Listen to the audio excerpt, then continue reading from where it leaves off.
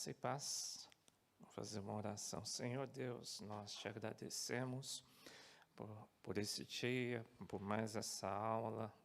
Nós pedimos a Ti capacitação para entendê-la, uma capacitação em graça, capacidade para eu transmiti-la também, para que os meus irmãos também entendam esta aula, o Teu Espírito Santo que inspirou tanto toda essa palavra de Deus, que o Senhor venha nos revelar.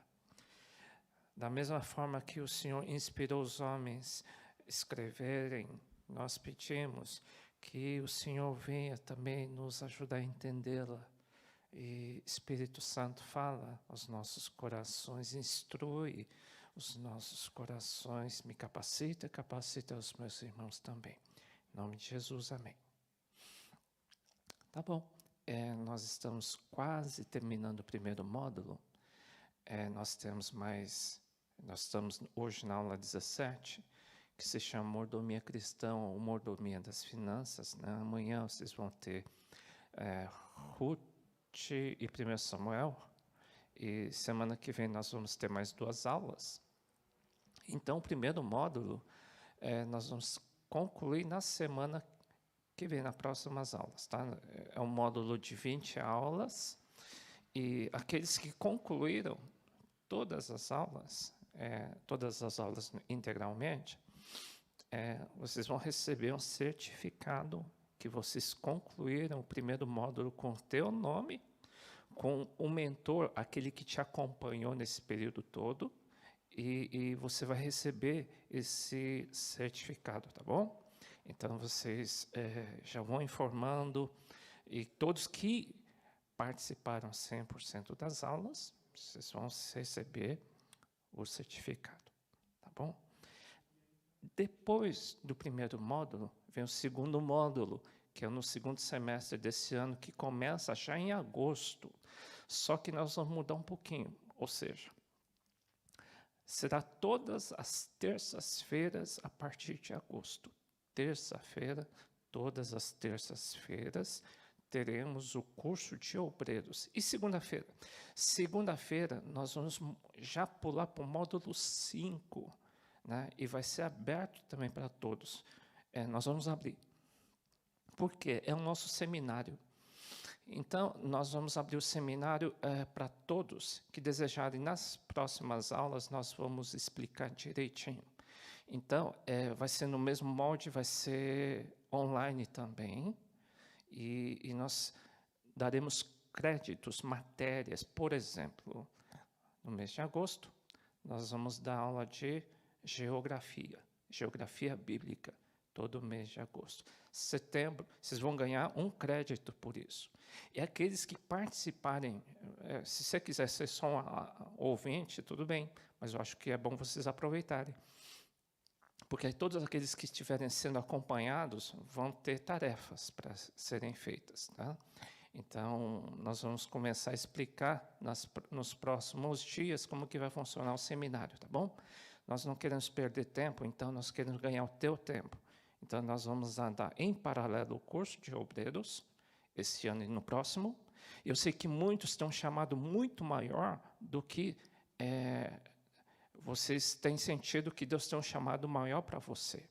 Então, nós achamos necessário você fazer o curso de obreiros e o seminário para muitos. Muitos têm um chamado bem avançado de Deus e que vão conquistar muito mais através do ensino da palavra. É essencial para sermos vitoriosos, para avançarmos no ministério, o conhecimento da palavra de Deus. Então, eu creio que nós vamos começar a andar em paralelo com o curso de obreiros. Bem, o assunto de hoje é mordomia cristã ou mordomia das finanças. Eu vou fazer algumas considerações, várias considerações. Como são finanças, eu não costumo falar muito nesse curso de obreiros ou seminário, eu só vou falar uma vez, tá? Que é o dia de hoje. Apesar de ser um assunto importante, né?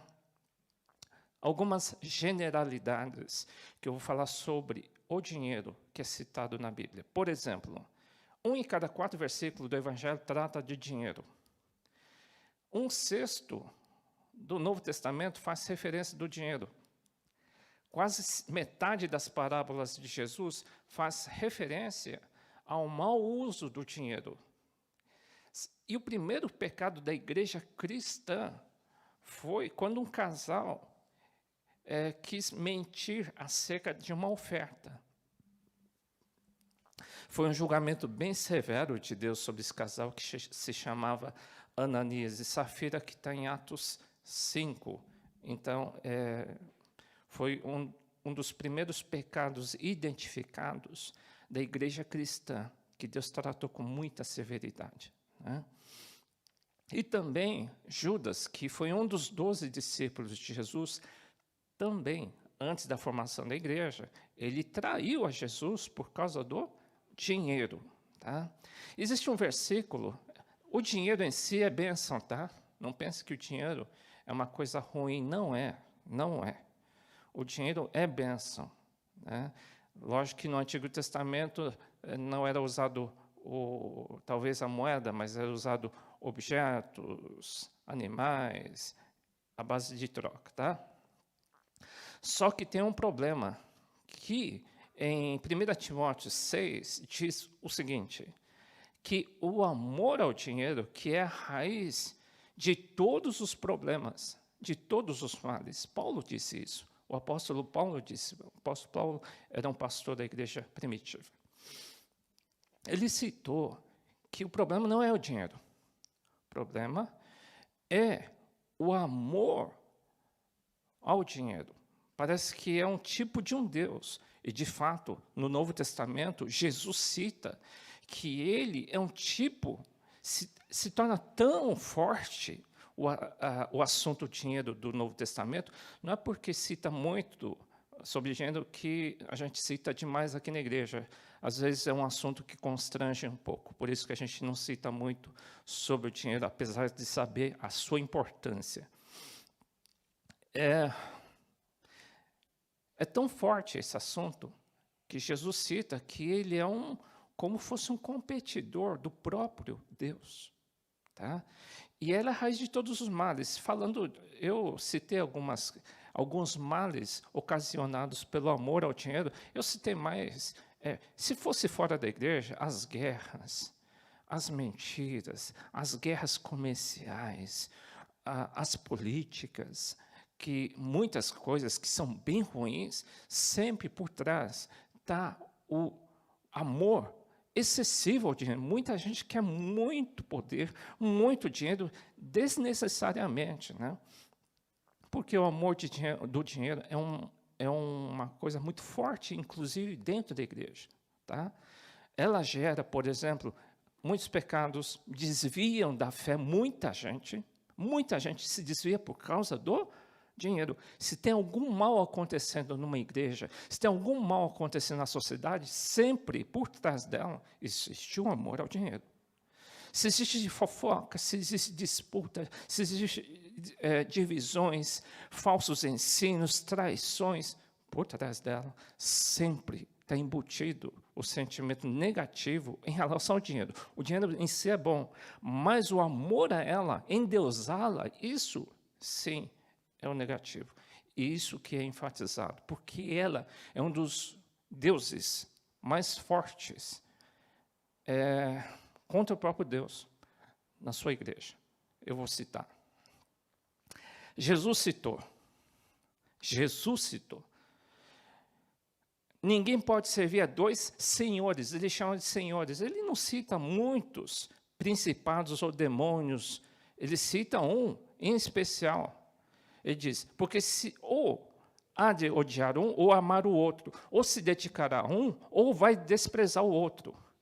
Não dá para servir a Deus e a um senhor chamado Mamão, que é o amor ao dinheiro. Mesmo sendo cristão, eu já vi muita gente se desviar, indo por caminhos ruins, muitos. Todos vão passar por uma bifurcação. E, geralmente, Jesus citou isso. que existe uma competição espiritual, ministerial, para qualquer um. Isso é um teste que pode acontecer, que vai acontecer, não digo obrigatoriamente, talvez, mais cedo ou mais tarde. O quê? Creio que a igreja cristã, para muitos, eu estou dizendo para muitos, deve estar numa bifurcação. Que bifurcação? Ou a motivação da pessoa é o dinheiro, ou a motivação da pessoa é o próprio Deus. É uma bifurcação. Tá? É isso que Jesus citou. É um inimigo dentro da própria igreja do Senhor, tá bom? Dentro do mundo. Bem, eu vou dar alguns conceitos, eu estou continuando as generalidades sobre o dinheiro, tá bom? Conceito de posse e de mordomia. Posse, conceito de posse. Deus possui todas as coisas. Sim, Ele é o dono de todas as coisas, sim. Porém, se Jesus é Senhor da minha vida, sim ou não? Eu entreguei a minha vida para Jesus. Quando eu entrego minha vida para Jesus, eu entrego os meus pecados, eu entrego o meu futuro, eu entrego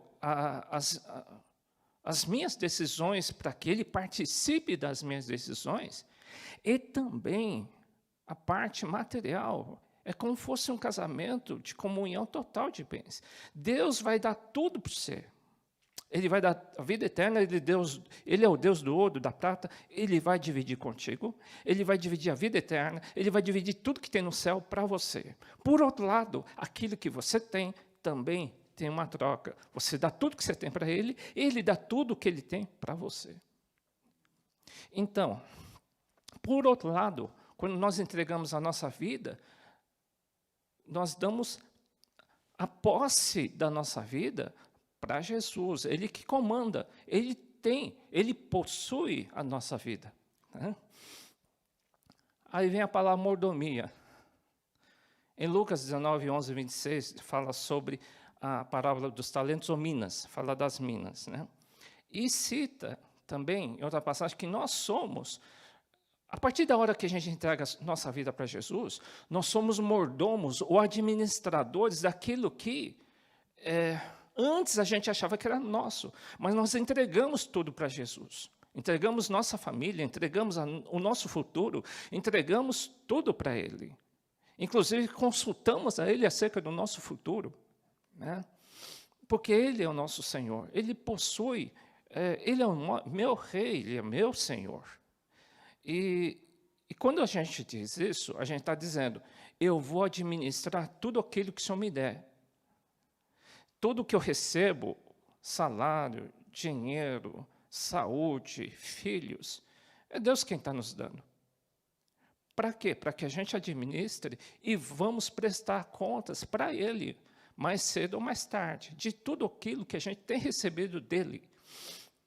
Então, esse é o conceito de posse. Deus possui todas as coisas e nós somos mordomos daquilo que Deus nos dá. Tá bom? Esse é um conceito. Dízimos, ofertas e esmolas. É citado mais ou menos 48 registros sobre dízimos, 173 citações sobre ofertas, 34 sobre esmolas ou ajuda aos mais carentes. Um dia prestaremos contas das finanças, ministério dos frutos. Bem, ainda sobre generalidades, sobre dinheiro. Muita coisa a gente entende do sentimento de Deus estudando o Antigo Testamento, porque a gente sente o que, de fato, a intensidade do sentimento de Deus no Antigo Testamento e conhecemos a Deus com muitas ações que Deus tinha. Deus expunha o sentimento dele muito no Antigo Testamento. Por exemplo, em Malaquias 3, 7 a 11, ele cita sobre dízimos e ofertas, tá? No Antigo Testamento. Ele diz, desde os dias dos vossos pais vos desviastes dos meus estatutos, não os guardastes, tornai-vos para mim e eu tornarei para vós, diz o Senhor dos Exércitos. Aí o povo diz, em que nós temos que nos reconciliar contigo? Em que a gente tem que consertar contigo? Aí Deus diz, roubará o homem a Deus? Todavia vocês estão me roubando. Deus está falando para o povo de Israel. Vocês estão me roubando nos dízimos e nas ofertas. Com maldição sois amaldiçoados, porque a mim me roubais. Sim, toda essa nação. Trazei todos os dízimos à casa do tesouro, para que haja mantimento na minha casa. Ou seja, cuida da minha casa. Era a casa do Senhor, era o tabernáculo, era a igreja do Antigo Testamento. Deus diz, cuida da parte espiritual. Traz o dízimo, que é o 10%, na minha casa. Traz as ofertas. E me prova, e me testa, Deus diz. E eu vou abrir a janela dos céus, e eu vou abençoar vocês, e eu vou tirar a maldição. Até que não haja lugar suficiente para recolher, diz. E por causa de vós, repreenderei o devorador. O que é devorador? Eu lembro de muita gente, uma pessoa que diz, não deve ser só ela, somente ela, disse assim, se eu ganho 10, eu gasto 11. Se eu ganho 20, eu gasto 22. Eu não sei o que acontece comigo. Se me aumentarem o salário, eu vou gastar mais do que eu aumento. É uma coisa estranha. E sempre foi a vida dele. Foi assim. Ele se converteu, não sei se ele consertou a vida dele. Mas o devorador tem esse sentimento. E ele não destruirá os frutos da vossa terra, e a vossa vide no campo não será estéril, diz o Senhor dos Exércitos. Vocês estão notando aqui que, pelo sentimento de Deus, quando o povo de Israel não dava o dízimo ou oferta, o sentimento de Deus era forte. Qual o sentimento forte de Deus? Ele se sentia roubado. Ele se sentia roubado pelos seus próprios filhos. Esse é o sentimento de Deus, tá? Bom, vamos transferir. Supõe esse sentimento de Deus, muita coisa eu entendo do coração de Deus estudando o Antigo Testamento, porque ele é muito intenso no Antigo Testamento.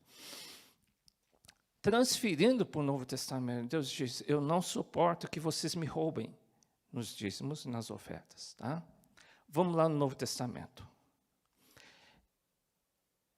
1 Coríntios 6, 9 a 10 diz, vocês não sabiam que os injustos não vão herdar o reino de Deus? Não erreis nem os devassos, nem os idólatras, nem os adultos, nem os efeminados, nem os sodomitas, nem os ladrões, nem os avarentos, nem os bêbados, nem os maldizentes, nem os roubadores herdarão o reino de Deus. É um versículo pesado. É um pensamento que... É um versículo, é um ensino que Paulo diz. Né?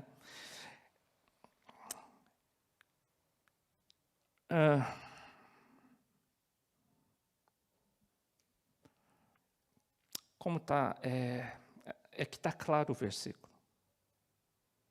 Se de fato Deus considerar uma pessoa que não dizima, não oferta, um ladrão ou um roubador, ela não vai herdar o reino de Deus. É pesado, tá, gente? Mas eu tenho que te transferir esse versículo, que é um pensamento muito forte. E nós vamos ser julgados de acordo com um documento chamado Bíblia. E está escrito, tá? E são vários pecados que o cristão não deveria praticar, não deve praticar, tá bom? Uma delas é o sentimento de roubo, tá? 1 Timóteo 6, 5 a 6 diz que a igreja servir a Deus não é negócio, apesar que é bênção. Claro que uma pessoa que serve a Deus vai ser abençoada, vai prosperar. Deus abençoa sim.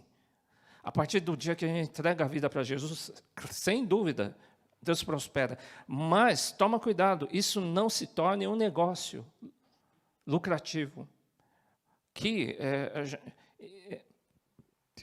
alimente o sentimento de mamon, tá? E atritos constantes entre pessoas que têm a mente corrompida, que são privadas da verdade, os quais pensam que a piedade é fonte de lucro. Piedade, em outras versões, está a religião ou a prática na casa de Deus. Eles acham que o ministério de servir a Deus é para ficar rico. Né? De fato, a piedade com contentamento é grande fonte de lucro. É claro que Deus abençoa, mas que não seja esse o nosso objetivo. Tá? Bom, mais uma generalidade. A administração das doações da igreja cristã. Como que se administrava o dinheiro na época da igreja cristã, logo no início da história? Não havia, pois, entre eles necessitado algum. Eles davam muito. Quando eles se converteram e foram cheios do Espírito Santo, o amor de Deus era muito forte entre eles. E aparece um sentimento de doação muito forte na igreja cristã. Quando o Espírito Santo se move na igreja, no povo de Deus, o sentimento de doação é muito forte. Por quê? Porque Deus é assim, Deus doa, Deus dá o melhor, sempre Ele dá. E claro que os filhos de Deus cheios do Espírito Santo são impulsionados pelo Espírito Santo que está dentro. Eles são impulsionados a serem iguais, eles davam muito. Alguns até vendiam, não forçado, eles davam por amor, eles vendiam até propriedades para abençoar as pessoas. E como que era administrado? Eles traziam tudo, eles confiavam. Por quê? Os apóstolos eram de alta confiança? Sim. Eles depositavam aos pés dos apóstolos, que eram os 12 discípulos de Jesus, eles tinham a sabedoria de Deus para administrar a utilização de toda essa finança. Eles administravam de tal forma que existia uma distribuição tão sábia, que eles não detalham, mas era tão abençoado que não havia necessitado nenhum na igreja. Que coisa, hein? Que sabedoria. Só o Espírito Santo para dar. Ele não detalha como foi feito, mas que existia uma bênção de Deus em todos que faziam parte da igreja. Tá? Destino das contribuições. No Antigo Testamento, todo o povo de Israel, na época de Moisés, era obrigado a dar o dízimo. E 10% ia para uma tribo específica que cuidava do tabernáculo de Moisés. O que é o tabernáculo de Moisés que a gente estudou? Era o tipo da igreja do Antigo Testamento. Era o tipo da igreja do povo de Israel. E todos esses 10%, esse dízimo, era para que a tribo de Levi tomasse conta da presença de Deus, da parte espiritual que era essencial para o povo de Israel. Deus dizia, essa parte é especial, deixa eles trabalhando no tabernáculo, porque é importante. Tá? Então, o dízimo era mais voltado ao trabalho do tabernáculo. Já no Novo Testamento, o dízimo, ofertas, são destinadas ao quê? À igreja. Né? A igreja do Novo Testamento. Para quê? Na nossa igreja, a gente usa, lógico, para todos os gastos, construções, reforma, manutenção, ofertas.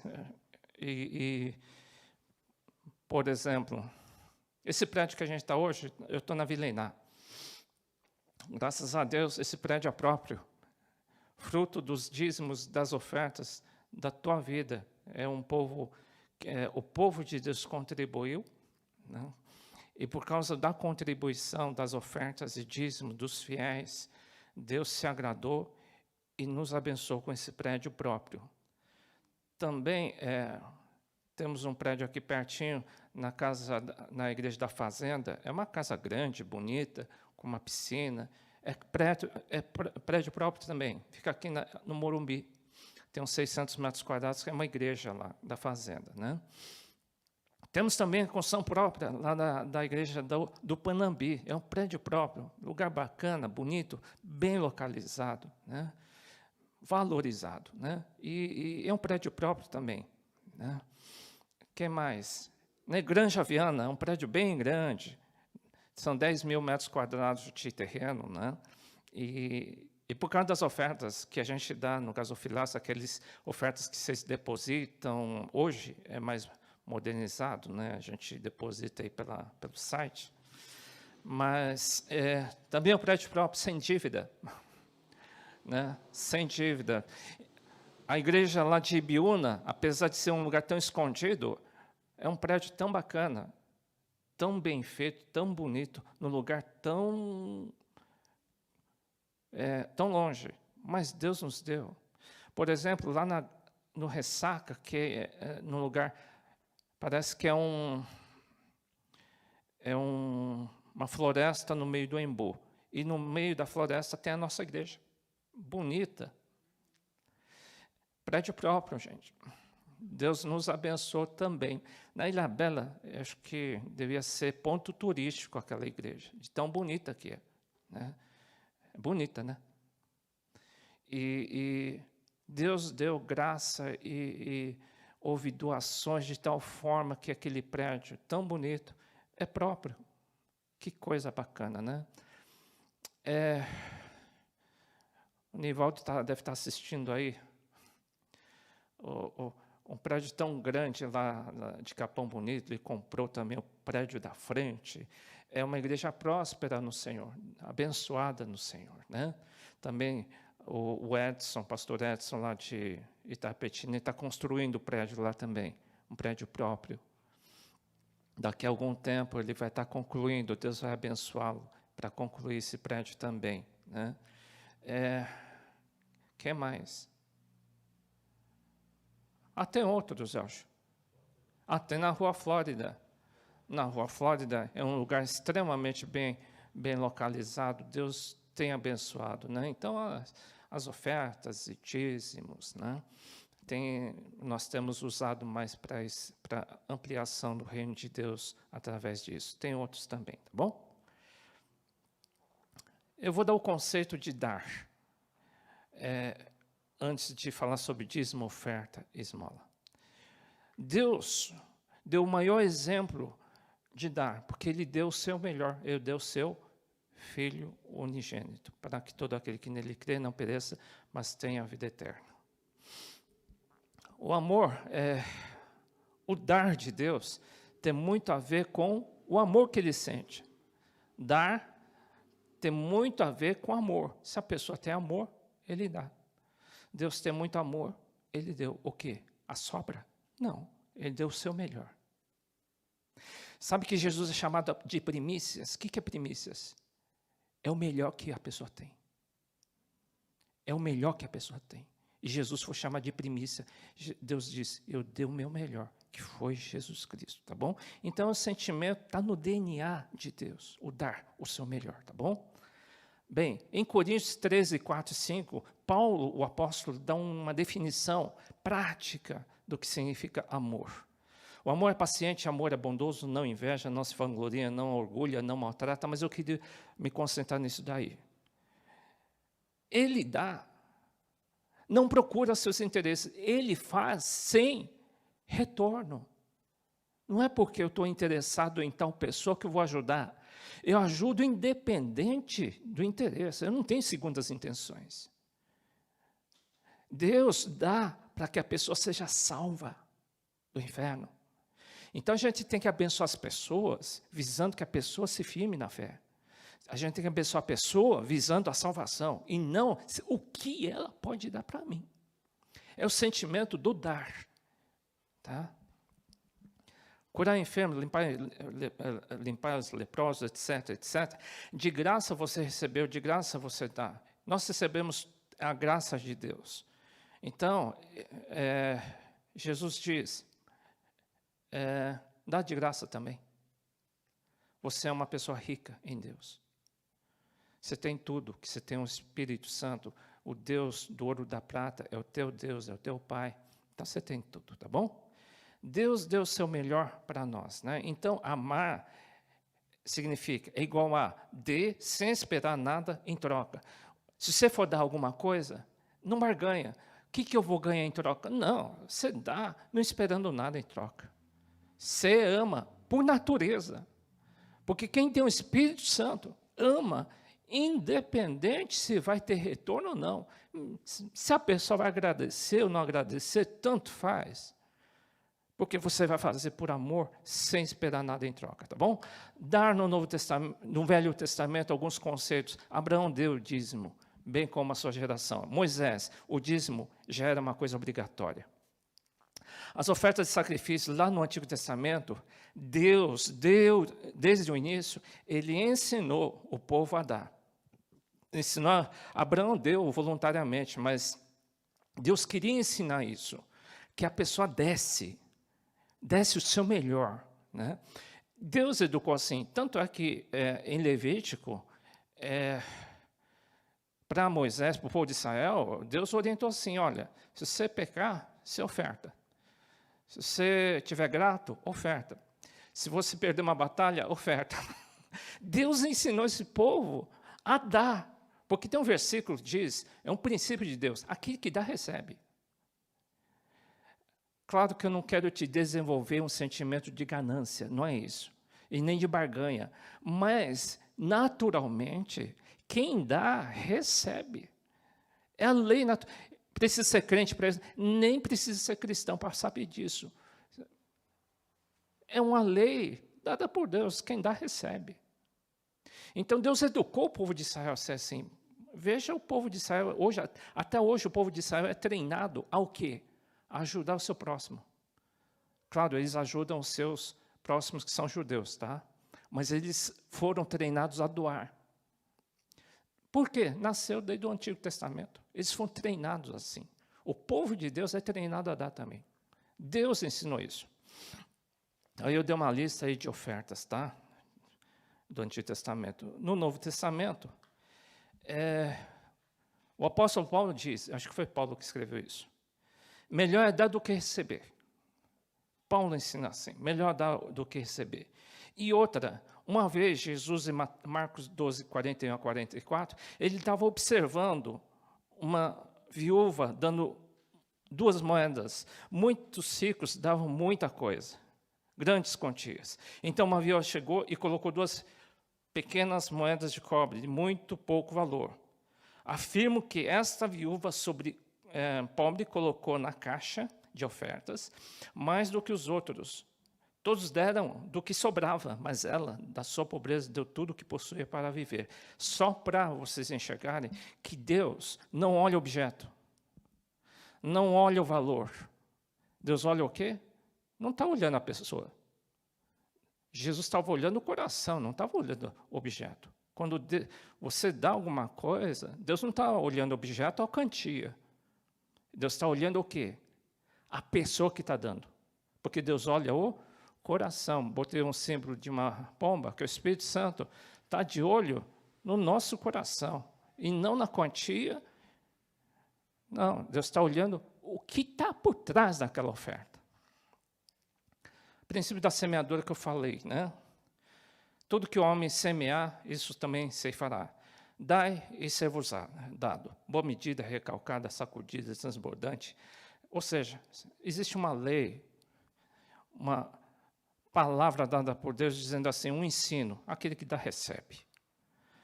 Então, o povo de Deus é educado por Deus a dar. O que não contribui, em Provérbios, que é Salomão que escreveu, diz, ao que distribui, mais lhe acrescenta. Salomão também confirma o mesmo ensino, né? E é o que retém mais do que é justo e é para a sua perda. Aquele que tem mão muito fechada e não ajuda e não abençoa, diz assim, ele está fazendo para a sua perda, ele vai sair perdendo. A alma generosa prosperará, aquele que atende também será atendido. O que retém o trigo, o povo amaldiçoa, mas bênção haverá sobre a cabeça do que vende. Dar proporcionalmente, o que é isso? Uma vez Paulo orientou a Timóteo dizendo assim, ordene que os ricos, aqueles que têm muito mais dinheiro, tá? No presente mundo, que não sejam arrogantes, nem ponham sua esperança nem a incerteza da riqueza, mas em Deus, que de tudo nos provê ricamente para a nossa satisfação. Ordene-lhes que pratiquem o bem, sejam ricos em boas obras, generosos e prontos para repartir. Dessa forma, eles acumularão um tesouro para si mesmos, um firme fundamento para que era o que há de vir, e assim alcançarão a verdadeira vida. O que está dizendo aqui? Que rico não é de Deus? Não é isso, não. Ele está dizendo assim, ensine aos ricos a serem ricos em boas obras, né? E se eles fizerem assim, eles vão alcançar o quê? a verdadeira vida, eles vão, ele está dizendo, vai entrar no céu, é isso que ele quer dizer. Vai ter a vida eterna. Lucas 12:48 diz, aquele que não conhece e pratica coisas merecedoras de castigo receberá poucos açoites. É a segunda parte que eu queria dizer. A quem muito é dado, muito é exigido. A quem é muito confiado, muito será pedido. Ou seja, somando esses versículos, somando também o versículo, a parábola dos talentos, se Deus está te dando muito, é bênção. Para quê? Para você ser bênção. Então, quem recebe muito tem que ser muita bênção no reino de Deus. Não somente financeira. Gente, se Deus está te dando sinal e você está prosperando, e se Mamon não é o nosso teu Deus, nem o meu Deus, meu caro, quem recebe demais tem que servir muito a Deus. Deus dá muito, é para quê? Para você ser rico na unção, para ser rico em bênção. Não para usufruir próprio. E ele diz, Paulo diz, poxa, garante sua vida eterna, seja rico em boas obras. Se Deus dá muito, é para você servir mais ainda a Deus. E não é para pagar os outros para servir. Não, é para você servir a Deus. Você ser bênção. Tá bom? Vamos falar sobre o dízimo. Existiu o período de inocência de Adão e Noé, o período do patriarca Abraão, que é Isaac e Jacó, e período da lei, que é Moisés, e período da graça, que é Jesus Cristo. Tá? Antes da lei, o dízimo começou com Abraão, que foi antes da lei, não era obrigatório. Partiu de um coração voluntário de Abraão. E está em Gênesis 14, 18 a 20, e Gênesis 28, 22. E essa pedra, que tenho posto por coluna será a casa de Deus, e de tudo quanto me deres, Deus certamente te darei o dízimo. Ele, Abraão, partiu de um coração voluntário, não era obrigatório, nasceu do coração dele, tá bom? O dízimo apareceu antes da lei. Na época da lei, o que era a época da lei? A época de Moisés. Muitos vão estudar sobre, estamos estudando. As leis apareceram através dos 10 mandamentos, através de Moisés. Né? E na época da lei, era obrigatório, tá? Eu vou ler, também todas as dízimas do campo, da semente do campo, do fruto das árvores, são do Senhor. Santas são do Senhor, dízimo, tá? 10%. Porém, se alguém das suas dízimas resgatar alguma coisa, acrescentará a sua quinta parte sobre ela, do tocante a todas as dízimas do gado e do rebanho, tudo que passar debaixo da vara, o dízimo será santo ao Senhor. Tem outra passagem que diz que aqueles que não pagavam dízimo, eles tinham que pagar uma multa, tá?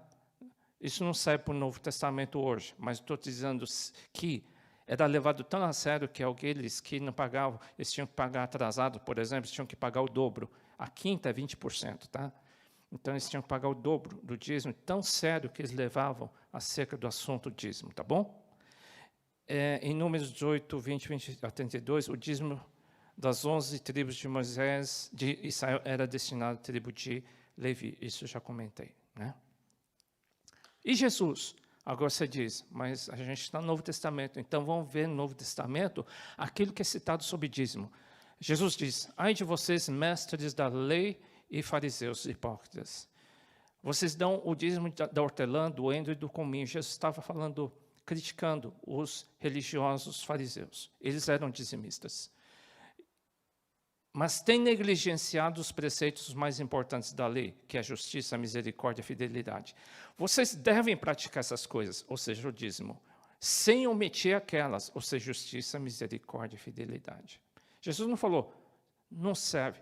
E também não quer dizer que uma pessoa que traz o dízimo está garantindo o céu. Não é isso, não. Não é isso, não. O dízimo não compra o céu. A oferta também não compra o céu.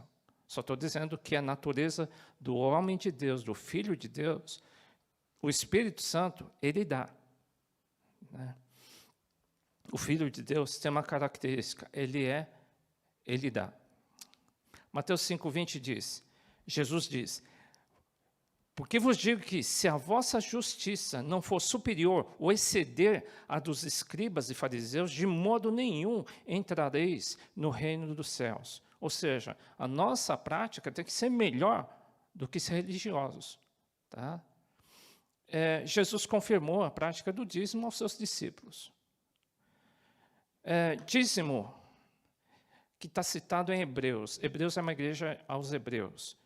Já era uma igreja. Tá? A gente não sabe quem escreveu exatamente Hebreus. Né? Alguns dizem que foi Paulo, eu não sei.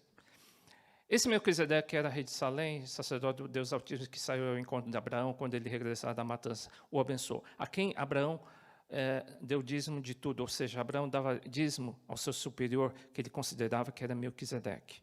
Sem pai, sem mãe, sem genealogia, não tendo princípio de dias nem fim, mas sendo feito semelhante ao Filho do Homem, permanece sacerdote para sempre. Hebreus 7:8, logo depois diz: aqui na terra, certamente recebem dízimos homens que morrem. Sim, na igreja, dízimos recebem homens que morrem, mas ali, porém, aquele que tem, de quem se testifica que vive, ou seja, quando a gente dá a entender que aquele que dá dízimo, você pode estar dando dízimo a pessoas, porém, quem está olhando o dízimo é o teu Deus que vive para sempre. É isso que ele diz. Quando você está dando o dízimo, quem está enxergando isso? E quem está recebendo o dízimo? É o Senhor. Tá? Isso tem Hebreus. De acordo com Hebreus, damos os dízimos às nossas autoridades, crendo que o Senhor Jesus está acima delas. Quando você está dizimando, você está dizendo: Jesus, eu estou te devolvendo. Tá? Por mais que sejam homens, né, é Jesus que está te recebendo, tá? O teu dízimo. Bom, em resumo, eu botei um sinal aí, esse sinal aí que eu coloquei, é um sinal grego de somatória. Dízimo é para os nossos dias, porque vocês vão ouvir algumas pessoas no YouTube que eles não creem em algumas coisas para a igreja cristã. Por exemplo, alguns não creem em muitas coisas, não creem em libertação, não creem nos dons espirituais, não creem no batismo do Espírito Santo, não creem nos dízimos. Muita coisa eles creem que seja uma coisa histórica passada, que já passou, e não é para os dias atuais. Nós cremos que a Bíblia é a palavra de Deus destinada aos filhos de Deus sempre. E é para os dias atuais, tá bom? Bem, Deus ensina a dar o melhor desde o Gênesis, desde os primeiros capítulos. Vamos somar isso que Abraão deu dízimo voluntário antes da lei. Vamos somar isso que Jesus também recomenda a prática do dízimo. Também Paulo orienta a praticar. Ele não fala claro o dízimo, ele diz: vocês têm que dar. E em Hebreus ensina claramente que Jesus recebe o dízimo e recomenda essa prática, tá? Que o dízimo tem que ser dado àqueles que vocês consideram como sua autoridade espiritual, a igreja que te cobre, tá bom? Aí eu fiz a somatória, fazendo as continhas aí, resultado. Nós, como igreja cristã no Morumbi, cremos que o dízimo é para os dias atuais. É isso. Eu coloquei uma palavra em inglês aí, time is money, quer dizer, tempo é dinheiro, né? Isso daí eles usam muito nos Estados Unidos essa frase, tá?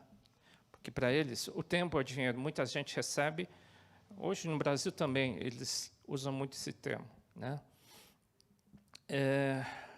Acerca do dízimo do tempo, porque antigamente o dinheiro eram objetos, era trigo, era animais, depois virou moeda, e muitos hoje dizem que o tempo nosso também é o dinheiro.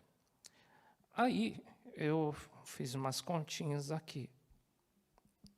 No mundo funciona da seguinte forma: o ser humano gasta mais ou menos 50% para o seu corpo, dormir, beber, comer, exercício. E para a sua alma, mais 50%. 12 horas para uma coisa, 12 horas por outra coisa. Ou seja, é o normal. A maioria não gasta nada de tempo, nada quase, de tempo para quê? Para a vida eterna. O que a Bíblia recomenda é o dízimo, né? Então, a gente recomenda também. Gaste 45% do teu tempo, mais ou menos, claro, alma também, os seus estudos, etc. Mas que se dedique também 10% para a tua vida eterna, que eu acho mais importante. Faz a conta. A vida eterna não acaba, tá? Dá mais ou menos 2h24, tá? Fazendo as continhas aí. Está no relógio. Eu creio que seria saudável para ti. Eu já pratico isso há décadas. Eu gasto por aí, por dia. Hoje eu gasto muito mais, né? Muito mais. Só que tenha uma vida equilibrada. Qual que é a vida equilibrada? Gasta pelo menos, faça uma conta semanal. Gaste tempo para a tua vida eterna, para o teu espírito. Seja na palavras, gaste tempo, tenha uma vida equilibrada. Né? Vamos falar sobre esmola. Ele está dizendo, esmola segundo Jesus Cristo. Guardai-vos de fazer esmola diante dos homens para ser visto por eles, fazer propaganda. A tua mão direita não veja o que a tua mão esquerda faz. Ou seja, se quiser abençoar alguém necessitado, façam. Mas que seja na surdina, tá, gente? Para não fazer igual os fariseus religiosos que queriam fazer propaganda, que eles ajudavam. Então, não faça que, se é para ajudar, que seja ninguém perceba. É assim que Jesus diz, ajuda.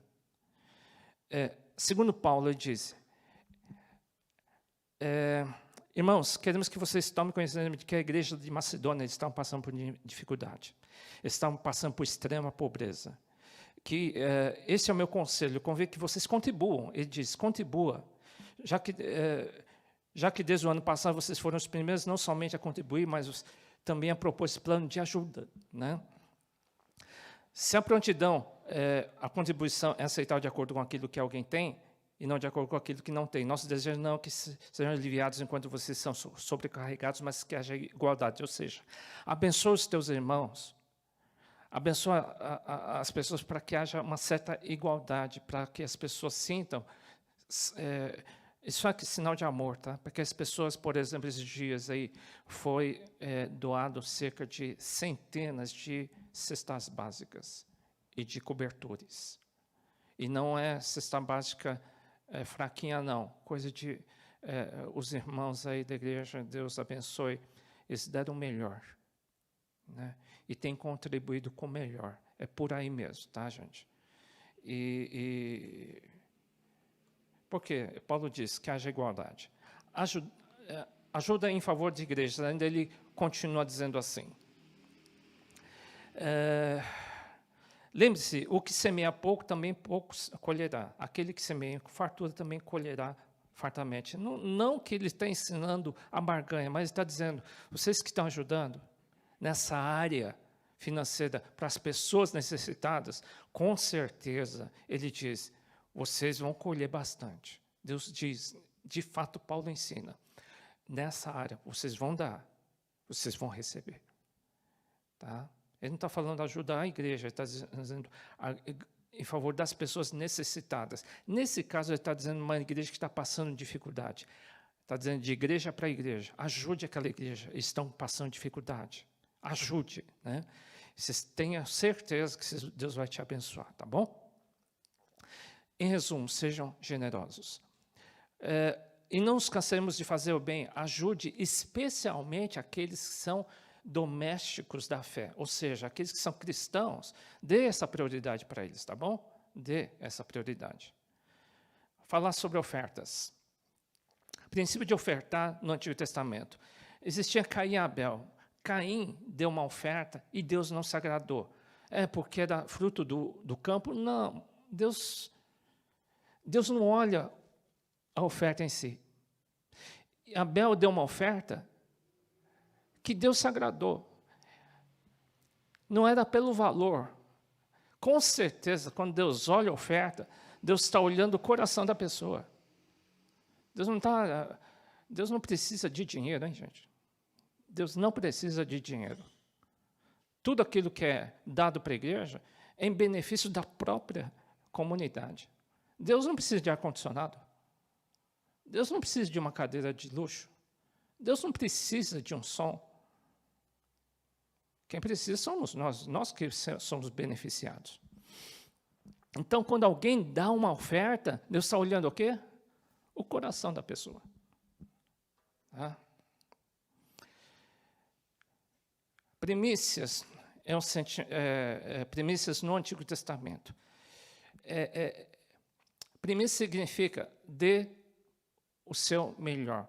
Ou seja, quando eles tinham que fazer uma colheita numa agricultura, as primícias seriam as primeiras, o melhor da plantação, os primeiros frutos. Claro que quem recebia não saberia identificar, mas a pessoa que dava, ele tinha que ser responsável pelo seu sentimento. Ele que tinha que medir o que era de melhor. Deus treinou o seu povo de Israel a dar sempre as primícias, ou seja, o melhor, porque Deus é assim. Deus estava treinando o seu povo a ser assim, a dar o seu melhor. Tanto é que Deus viu em Caim e Abel, ele viu que Caim não estava dando o seu melhor, não. Com certeza Deus olhou o coração de Caim, e Deus não se agradou, não da oferta em si, mas do coração de Caim. Deus olhou para Abel e se agradou do coração de Abel. Provérbios 3, 9 e 10 diz assim, você tem que honrar Deus. Deus se ofendeu com a oferta.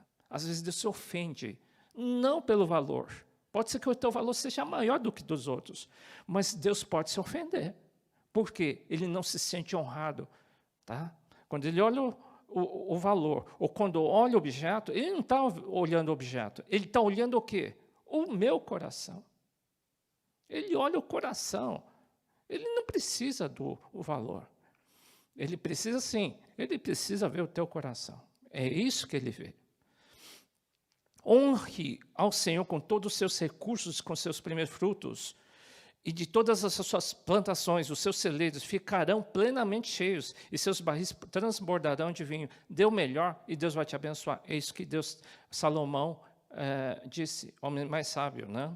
Dar prioridade na oferta é sinal que honramos a Deus. Quando Deus está recebendo uma oferta de alguém, Ele está vendo se a pessoa está louvando a Ele, se a pessoa está honrando a Ele como Deus, ou está dando qualquer coisa. Por mais que a oferta seja legal, aos olhos humanos. Primeiro no Novo Testamento.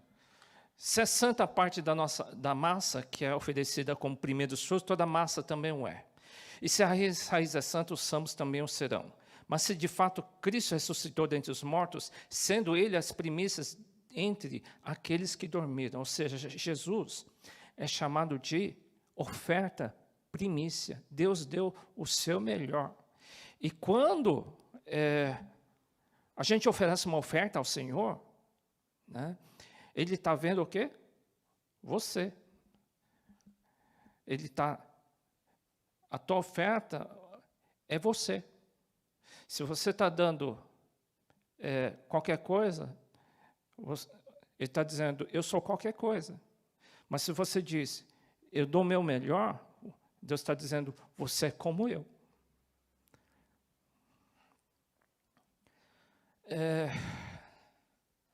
Primeiro eu já citei esse versículo da viúva, né? Em Romanos 12:1 diz, se oferece com sacrifício vivo, santo e agradável, que é o vosso culto racional. Ofereça o sacrifício. Filipenses 4:18 diz que a sua oferta seja como um aroma suave a Deus. E cada um dê conforme determinou em seu coração, não com pesar ou por obrigação, pois Deus ama quem dá com alegria. Você sabe que quando a gente oferta, é um sacrifício.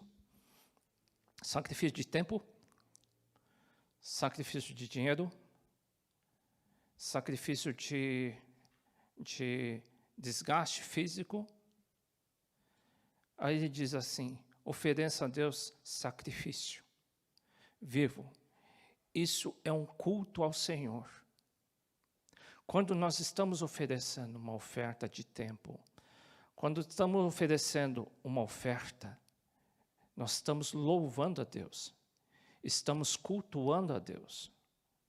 Então, que tipo de culto a gente tem oferecido a Deus? Se ele for ver, você sabe que ofertar ao Senhor é uma maneira de dizer: eu estou te honrando a Deus, eu te considero muito, eu te respeito muito.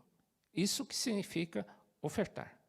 É um sacrifício da tua vida. O valor representa, na verdade, aquilo que você ama. Quando você for dar, saiba que Deus pode dizer: não aceito, ou Deus pode dizer: você está me honrando. Amém, irmãos. Deus abençoe vocês.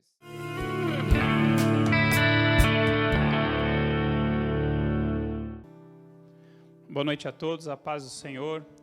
Uma honra estar aqui e poder compartilhar a palavra do Senhor com os irmãos. Então hoje, meus irmãos, eu vou falar para vocês a respeito do livro de Ruth e de 1 Samuel. Eu coloquei aqui um mapa para os irmãos poderem usar como referência, aí, caso necessário. Mas esse mapa, né, eu só queria deixar uma observação que, assim, obviamente que os mapas sobre aqueles tempos antigos, eles são uma aproximação do que provavelmente foi, tá bom? Então pode ter alguma imprecisãozinha, tá bom? Mas é uma boa, assim, referência, tá bom? Então, falar sobre o livro de Ruth. O livro de Ruth, ele é um livro curto, né? Tem somente 4 capítulos, mas ele é de uma profundidade muito grande, né? As pessoas talvez às vezes passem rápido por ele, né? Porque você lê ele rapidinho e talvez não atentem tanto para as coisas que estão ocultas nesse livro, a riqueza do que Deus colocou através dessa história natural. Eu quero mostrar para os irmãos que Deus, no Antigo Testamento, através de histórias naturais, ele colocou verdades espirituais, verdades eternas.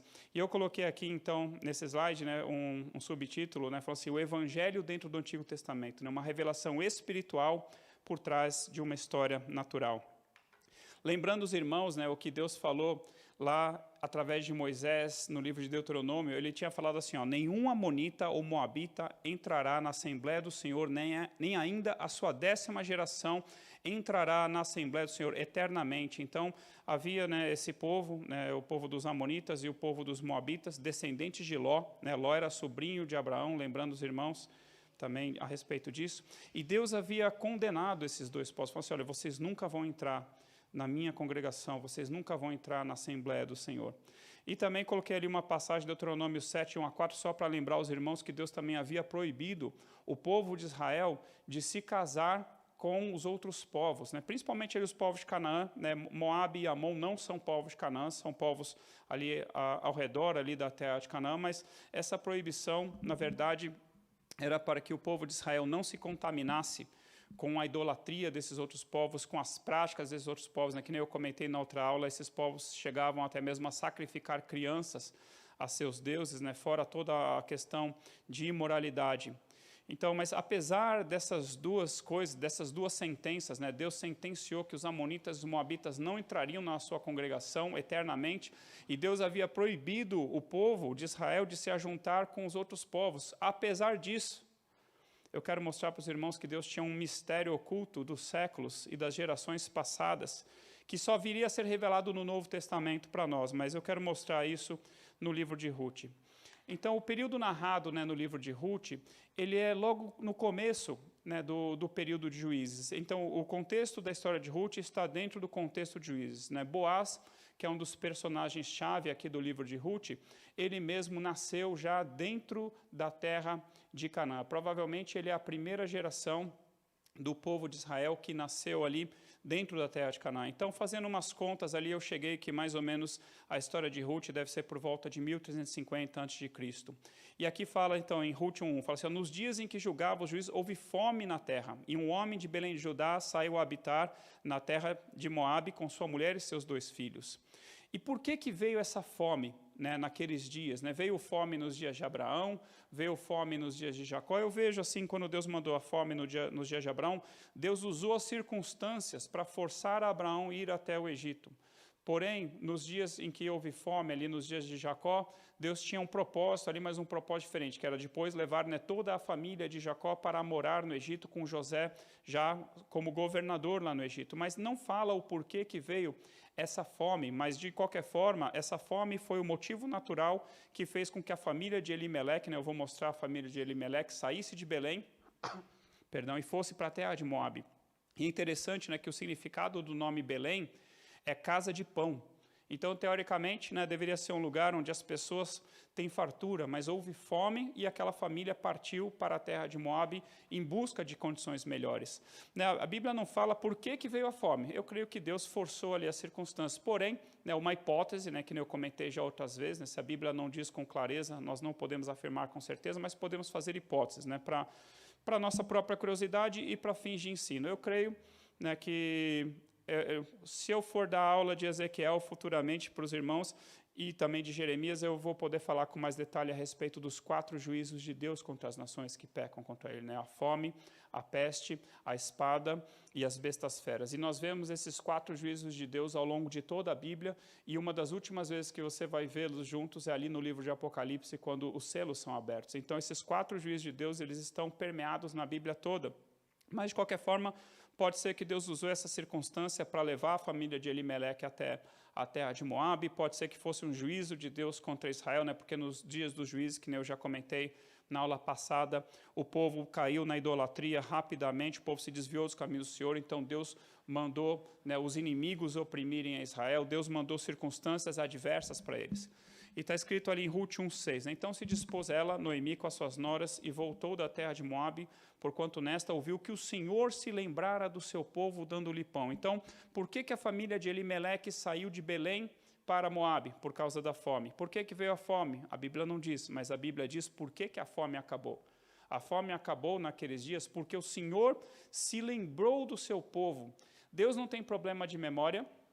Um dia, se Deus permitir, eu pregarei sobre essa questão de Deus se lembrou ou alguém lembrou a Deus a respeito de certa coisa. Mas entenda, assim, ouviu que o Senhor se lembrara do seu povo, entenda que é como se estivesse falando assim, Deus determinou que o tempo havia chegado. Então, é como se Deus houvesse determinado assim, olha, veio o tempo de eu acabar com essa fome. E aí eu vou contar a história, né, da família aqui de Noemi, de Elimeleque, mas só para dizer, eles foram embora por causa da fome e voltaram porque ouviram dizer que Deus se lembrou do seu povo e deu pão.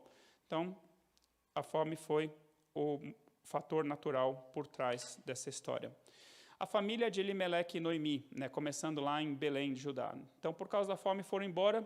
Em Moabe, Noemi, né, então, Elimeleque, esse homem era casado com uma mulher chamada Noemi, e eles tinham 2 filhos, Malom e Quilion. E lá em Moabe, primeiro o que aconteceu? Elimeleque faleceu, né, Noemi ficou viúva. Aí diz que Malom e Quilion se casaram com mulheres moabitas. Aí eu quero lembrar os irmãos daquela proibição, né, de Deus com relação ao povo, olha, não se casem com mulheres estrangeiras, não dê os filhos de vocês por esposa para eles, nem vocês tomem das filhas deles por esposa para os filhos de vocês, para que vocês não se desviem. Mas eles vão lá e se casam com 2 mulheres moabitas, né, Ruth e Orfa. E o que acontece depois disso? Malom e Quilion morrem. Então Noemi primeiro ficou viúva, agora ela perde os 2 filhos e fica ela e suas 2 noras moabitas. E as 2 noras moabitas, né, se você olhar a história, você vai ver que elas amam profundamente a Noemi. Então Noemi ficou sabendo, né, que havia pão agora novamente lá na terra de Israel, e ela decide voltar. E ela fala para suas noras, olha, fiquem aqui, voltem para as casas dos pais de vocês, né, voltem para os deuses de vocês. Ela não está expulsando porque não gostava delas. Fala, não, olha, eu vou mostrar o próximo slide o sentimento dela, mas ela fala assim, olha, fiquem aqui, vai ser melhor para vocês. E ela tem que insistir muito para conseguir convencer a Orfa de ir embora. A Orfa, chorando, se despede de sua nora, dá um beijo nela e volta para casa dos seus pais. E aí Noemi tenta insistir com Ruth, né, fala assim, olha, volta também você para casa dos seus pais, assim como Orfa.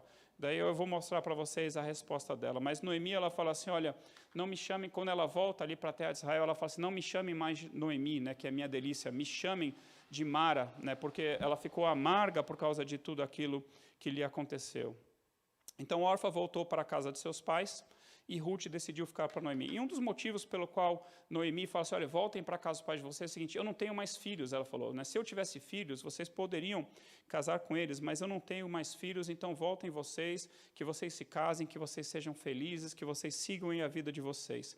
Então, olha só que interessante, né? Por que Noemi fala assim, ó, não me chamem mais de Noemi, me chamem de Mara, né? Mara significa amarga. A Bíblia conta, então nós temos que prestar muito atenção às palavras que a Bíblia usa. Está certo, né, que a Bíblia que nós usamos é uma tradução, ou melhor dizendo, uma versão para o português de algo que foi escrito há muito tempo, que foi copiado, né, com o maior rigor possível. Mas, assim, as palavras, mesmo no português, eu creio que elas foram escolhidas, né, assim, com muita precisão. Então, a Bíblia fala, conta assim, morreu Elimeleque. Morreram também ambos Malom e Quilion. Isso é muito diferente de dizer assim, Deus matou a Elimeleque e Deus matou a Malom e Quilion, ou é muito diferente daquilo que nós vemos no livro de Jó, que nós vemos claramente que Satanás é quem destruiu a família de Jó, porém com a permissão de Deus. Então, se a Bíblia simplesmente fala assim, ó, morreu Elimeleque, ele morreu. Não quer dizer nem que foi Deus, nem que não foi, mas Noemi culpava a Deus por aquilo que lhe tinha acontecido. Então, aqui eu coloquei duas passagens, né, que mostram o sentimento de Noemi com relação a Deus. Ela fala assim, ó, porque por vossa causa, ela está falando assim das suas noras, olha, por vossa causa, a mim me amarga o ter o Senhor descarregado contra mim a sua mão. Então, na visão de Noemi, aquilo que ela estava sofrendo, então ela perdeu seu marido, perdeu seus 2 filhos, ficou pobre, e ela falou assim, olha, é o Senhor que descarregou a mão contra mim. E aí, mais para frente, ela fala assim, ó, não me chameis Noemi, né, que nem eu comentei, é minha delícia. Chamem-me de Mara, amarga, porque grande amargura me tem dado o Todo-Poderoso. Ditosa eu parti, isso é, eu parti com bens daqui de Belém de Judá, porém o Senhor me fez voltar pobre. Por que, pois, me chamareis Noemi, visto que o Senhor se manifestou contra mim e o Todo-Poderoso me tem afligido? Então, esse era o sentimento dela, né? Então, Deus em nenhum momento se levanta e fala assim, oh, Noemi, não fui eu que fiz isso. Ou em nenhum momento Deus fala assim, Noemi, fui eu mesmo que fiz isso, mas eu tenho um propósito, confia em mim. Deus simplesmente fica em silêncio. E ele segue agindo em silêncio, somente esperando se cumprir no natural o tempo, né, para o desfecho e o consolo que ele tinha planejado para a vida de Noemi. Não somente para a vida de Noemi, mas para a vida de Ruth e também para a vida de Boaz. Noemi ainda não conhecia, né, o que o profeta Jeremias viria a falar séculos depois. Deus falaria através do profeta Jeremias, né, que Deus tem planos de paz e não de mal para nós, né? Ela também não conhecia Romanos 8:28, que diz que todas as coisas cooperam para o bem daqueles que amam a Deus, que são chamados segundo o seu propósito. E ela também não conhecia o que Paulo falou, que nem olhos viram, nem ouvidos ouviram, nem jamais subiu ao coração de homem algum o que Deus tem preparado para aqueles que o amam. Então, Noemi amava a Deus, mas, obviamente, que uma situação dessa, né, provavelmente nós não faremos melhor, né? Nós vemos também o que Jó passou, Jó também ali contendendo ali com Deus, e não é certamente uma coisa fácil, mas, que nem eu disse, Deus não se levanta nem para dizer que foi ele, que não foi ele, Deus não tenta se defender, Deus simplesmente segue agindo silenciosamente na vida de Noemi e vai dar um desfecho lindo para essa história. Então, eu mostrei para os irmãos qual era o sentimento de Noemi com relação a Deus, mas agora eu quero mostrar qual é o sentimento de Ruth com relação ao Deus e com relação ao povo de Deus. Então, é como se Noemi falasse assim, olha, o Deus do meu povo descarregou a sua mão contra mim. Primeiro mandou a fome contra nós, depois me tirou tudo que eu tinha, matou meu marido, matou meus filhos e me deixou pobre. E o que Ruth fala? É esse Deus que eu quero servir. Então, olha que mulher. Olha que declaração de fé que nós vamos ver agora, né? Então, em Ruth 1:15-16, quero ler com você assim, ó, disse Noemi, eis que a tua cunhada, órfã, voltou ao seu povo e aos seus deuses. Também tu, falando para Ruth, volta após a tua cunhada. Disse, porém, Ruth, não me instes, isso é, não me obrigues, não me forces para que te deixe, e me obrigue a não te seguir, porque onde quer que você for, irei eu, e onde quer que você pousar, ali pousarei eu. O teu povo é o meu povo, e o teu Deus é o meu Deus. Olha essa declaração de Ruth, que linda. Então, imagina, né, uma pregação, imagina um culto, o pregador dando seu testemunho e falando assim, olha, o Deus de Israel, sem motivo aparente, acabou com a minha vida, matou minha família, fechou as portas para mim, eu perdi o emprego e agora estou na miséria. Aí ele faz o apelo, quem quer entregar a vida para esse Deus e ser seu servo? Aí vem lá do fundo da igreja, vê uma mulher chamada Ruth, se ajoelha e com lágrimas nós falamos assim, eu quero esse Deus. Então, é muito fácil, né? Nós vemos muitos testemunhos, né, de bênção E aí a pessoa fala assim, e aí, quem quer servir ao mesmo Deus que eu sirvo? Olha como Deus me honrou, olha como Deus me abençoou. Mas Ruth não entregou, digamos assim, sua vida para Jesus, sua vida para Deus, com um testemunho desse. Né? Ruth falou assim, eu vi tudo o que te aconteceu, Noemi, mas ainda assim, o teu Deus é o meu Deus, e o teu povo é o meu povo. Então, não tinha muito, assim, como não só não ficar impressionado, mas eu creio que essa declaração de Ruth é um dos fatores assim determinantes para Deus fazer o que ele fez, né? A fé de Ruth, o amor de Ruth por Deus e por um povo que nem era o dela. Então, como que ficou a família de Elimeleque e Noemi em Belém, depois que voltou para Moabe? Ali está um pouco deslocado, né? O X, né, que eu mostrei, foi a morte ali de Elimeleque. Então, Noemi volta com Ruth para a terra ali de Belém de Judá. E lá em Belém de Judá, Ruth conhece a Boaz. Boaz é parente de Noemi. Os dois acabam se casando. Mas quem é Boaz? Boaz, ele é filho de um homem da tribo de Judá chamado Salmão. E quem é a mãe de Boaz? E é interessante, né, que a mãe de Boaz ela fica oculta e você só vai descobrir quem é a mãe de Boaz lá em Mateus capítulo 1, versículo 5, quando falar a respeito da genealogia de Jesus Cristo. A mãe de Boaz é Raabe, a ex-prostituta cananeia, mulher estrangeira. Então, eu falei na aula passada sobre Raabe, a declaração de fé dela também, uma declaração tão grande, né? E pela fé, Raabe foi salva. E pela fé, Raabe entrou lá em Hebreus 11, no hall da fama, né, dos heróis da fé. Então, Boaz, ele é filho de Salmão com Raabe. E Salmão, que nem eu falei, ele era um homem da tribo de Judá. E desse casamento, né, de Ruth com Boaz, nasce um homem chamado Obed, uma pessoa chamada Obed. E quem é Obed? É um homem que teve um filho chamado Jessé. E quem é Jessé? Pai de Davi. Então, você olhando, né, para essa genealogia de Boaz e de Ruth, você percebe que há algo especial nessa mulher, há algo especial nesse livro. E há algo especial nessa história toda. Então, Boaz era um parente resgatador, ele também cumpre o levirato, eu vou explicar para os irmãos. Mas é interessante aqui o olhar dos homens versus o olhar de Deus que eu coloquei. Então, quem de Israel? Então, Israel acabou de entrar na terra prometida, destruiu Jericó, viu que Deus tinha matado parte do povo ali que tinha se juntado ali com Moabitas, né, na tentação ali de Baal Peor. Quem de Israel iria se atrever a casar com Raabe? Né, uma mulher, ainda por si mesma prostituta, né, para eles era muito importante, né, casar com uma mulher virgem. A virgindade era fundamental, né, naqueles dias, e para nós cristãos ainda é. Mas quem de Israel iria querer se casar com essa mulher? Assim, não que ela fosse exatamente discriminada, mas está escrito que ela morou fora do arraial. Né, fizeram para ela uma tenda lá fora do arraial. Ela não morou dentro do arraial junto com os israelitas. Então, quem iria querer se casar com ela? Um homem chamado Salmão se interessou por ela e casou com ela. E tiveram um filho chamado Boaz. Agora, quem vai querer casar com Boaz? Quem vai querer dar sua filha em casamento com alguém que é filho de uma ex-prostituta e mulher estrangeira? Então, talvez alguém não quisesse, mas talvez as mulheres não quisessem. E muito provavelmente nós vamos ver que Boaz, ele era solteiro, ele tinha já mais idade e provavelmente ele não casou até então. Mas eu creio, né, eu vou mostrar ali que eu creio assim que Deus, é como se Deus tivesse feito Boaz esperar por Ruth. Então, assim, você não vai casar com ninguém, eu vou trazer uma pessoa especial com quem você vai casar. E por acaso, não por acaso, ou por acaso ela é uma mulher estrangeira.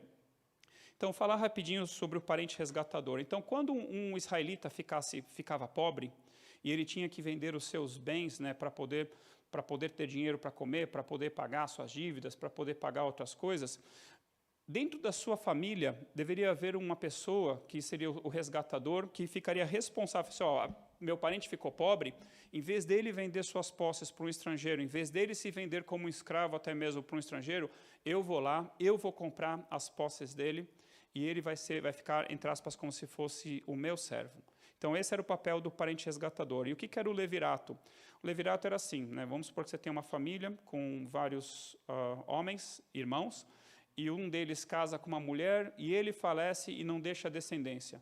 Um dos seus irmãos deveria casar com a cunhada e o primeiro filho que eles tivessem seria como se fosse daquele irmão que faleceu para suscitar descendência a ele. Então, esse era o levirato. No caso aqui, né, Ruth e Noemi, quando voltam, né, Ruth acaba se encontrando, entre aspas, por acaso, com Boaz. Não existem, né, acasos na Bíblia, né, Deus está por trás de tudo isso. E Noemi fala, esse homem é um parente resgatador nosso. Então, ele vai nos livrar dessa situação de pobreza, né, que nós nos encontramos. E aí, a Noemi também dá um jeito, né, de oferecer, digamos assim, Ruth para casar com Boaz. E Boaz, ele se apaixona por Ruth, creio que se apaixona por, e ele sabe, eu vou mostrar assim, que ele sabe que Ruth é mulher virtuosa. Na verdade, todo o povo de Israel sabia que Ruth era uma mulher virtuosa.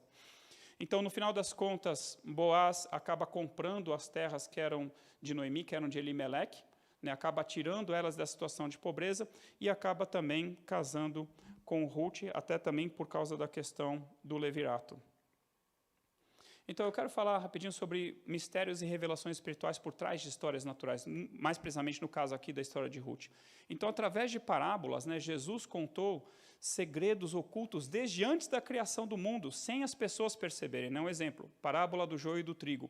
Quem ouviu a parábola do joio e do trigo e não ouviu depois a explicação, ficou sem conhecer a verdade espiritual por causa daquela parábola. Mas para os seus discípulos e para nós que temos acesso à Bíblia, nós sabemos o que está por trás daquela história. Então, isso foi profetizado, que Jesus falaria em parábolas. E Abraão, Agar, Ismael, Sara e Israel, né, são pessoas reais. Porém, o apóstolo Paulo revela que Deus usou Sara, Agar, Ismael e Isaac. Desculpa ali, eu coloquei Israel, mas seria Isaac. Deus usou essas pessoas para, através da vida natural deles, através da história natural deles, trazer uma revelação profunda sobre a graça e a servidão sob a lei de Moisés. Isso está lá no livro de Gálatas, o apóstolo Paulo traz essa revelação para nós. Melquisedeque foi um homem natural, né? Pastor Chori até comentou ontem sobre Melquisedeque, mas no livro de Hebreus comenta que esse Melquisedeque é um tipo de Cristo, e que o sacerdócio de Jesus Cristo é parecido com o sacerdócio de Melquisedeque. Então, Deus usou esse homem Melquisedeque lá no Antigo Testamento, e aí o autor de Hebreus fala, olha, tem mais do que você simplesmente ler lá no Antigo Testamento. Esse homem, rei de justiça e rei de paz, ele é como se fosse o próprio Senhor Jesus Cristo, né? O sacerdócio de Jesus Cristo é segundo a ordem de Melquisedeque. E nós já vimos outras coisas, né? Pastor João também comentou, né, que o Antigo Testamento é figura e sombra do Novo e das coisas celestiais. Essa revelação está em Hebreus, está em Colossenses. E assim também é o livro de Ruth, e também assim é o livro de Esther.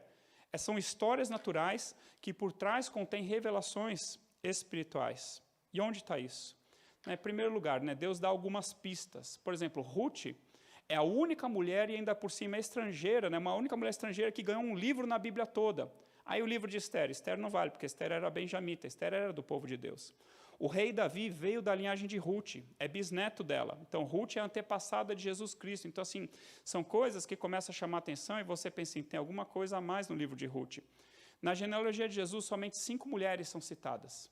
Dessas 5, somente 4 são citadas nominalmente. Tamar, Raabe, Ruth e Maria. Batseba, que é a 5ª mulher citada, ela não é citada nominalmente, mas fala assim, aquela que foi mulher de Urias. Então, a meu ver, Urias é honrado e ela foi desmerecida. Quando fala de Tamar, eu não vou entrar aqui em detalhes, isso aqui está para vocês como referência. Quando fala de Tamar, fala de justiça. Né? Judá fala assim, olha, ela é mais justa do que eu. Com relação a Raabe, o autor de Hebreus fala assim, pela fé, Raabe. Então, quando olhamos para Raabe, nós vemos a fé. Quando olhamos para Ruth, vemos a virtude. Né? Ruth 3,11, Boaz fala assim para ela, olha, agora, pois, minha filha, não tenhas receio. Tudo quanto você disse, eu te farei. Isso é, eu vou ser o resgatador de você e de Noemi, pois toda a cidade do meu povo sabe que você é mulher virtuosa. Então, muito antes de Salomão escrever, não foi Salomão, né? Muito antes de, acho que Jaque, rei de Massá, escrever sobre a mulher virtuosa lá de Provérbios 31, Ruth já era uma mulher virtuosa, reconhecida por todo o povo de Israel, uma mulher estrangeira. Maria vai falar a respeito da graça do Senhor. Então, mais pistas, né, sobre a importância do livro de Ruth.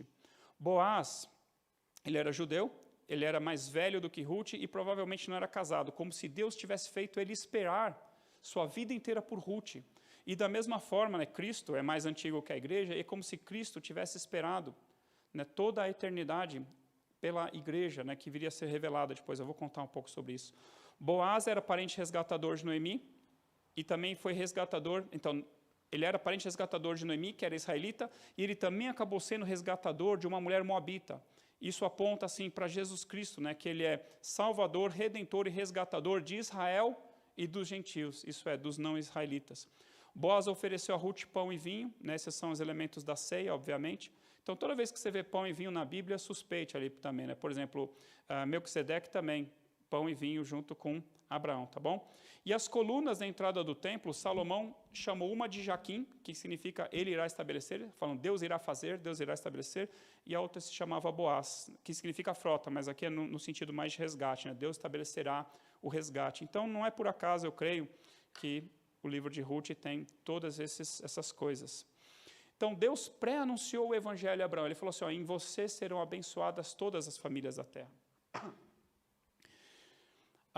E aí, Paulo fala assim, né? Então, que tendo a Escritura previsto que Deus justificaria pela fé aos gentios, pré-anunciou o evangelho a Abraão. Em ti serão abençoadas todos os povos. Então, todas as vezes no Antigo Testamento que nós vemos um convite aos povos estrangeiros a louvarem a Deus, ou um anúncio falando assim, olha, os povos estrangeiros vão louvar e vão servir a Deus, o que é isso? É uma profecia, é uma referência à futura salvação dos gentios que aconteceu após Jesus Cristo, aconteceu em Cristo.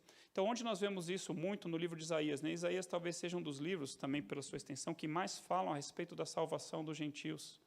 Salmos vai falar muitas vezes, olha, louvem ao Senhor todos os povos, junto com o povo de Israel. Então, o que é isso? Está falando da salvação dos não-israelitas, né? Da salvação dos gentios, né? Que somos nós. E eu coloquei ali 2 exemplos.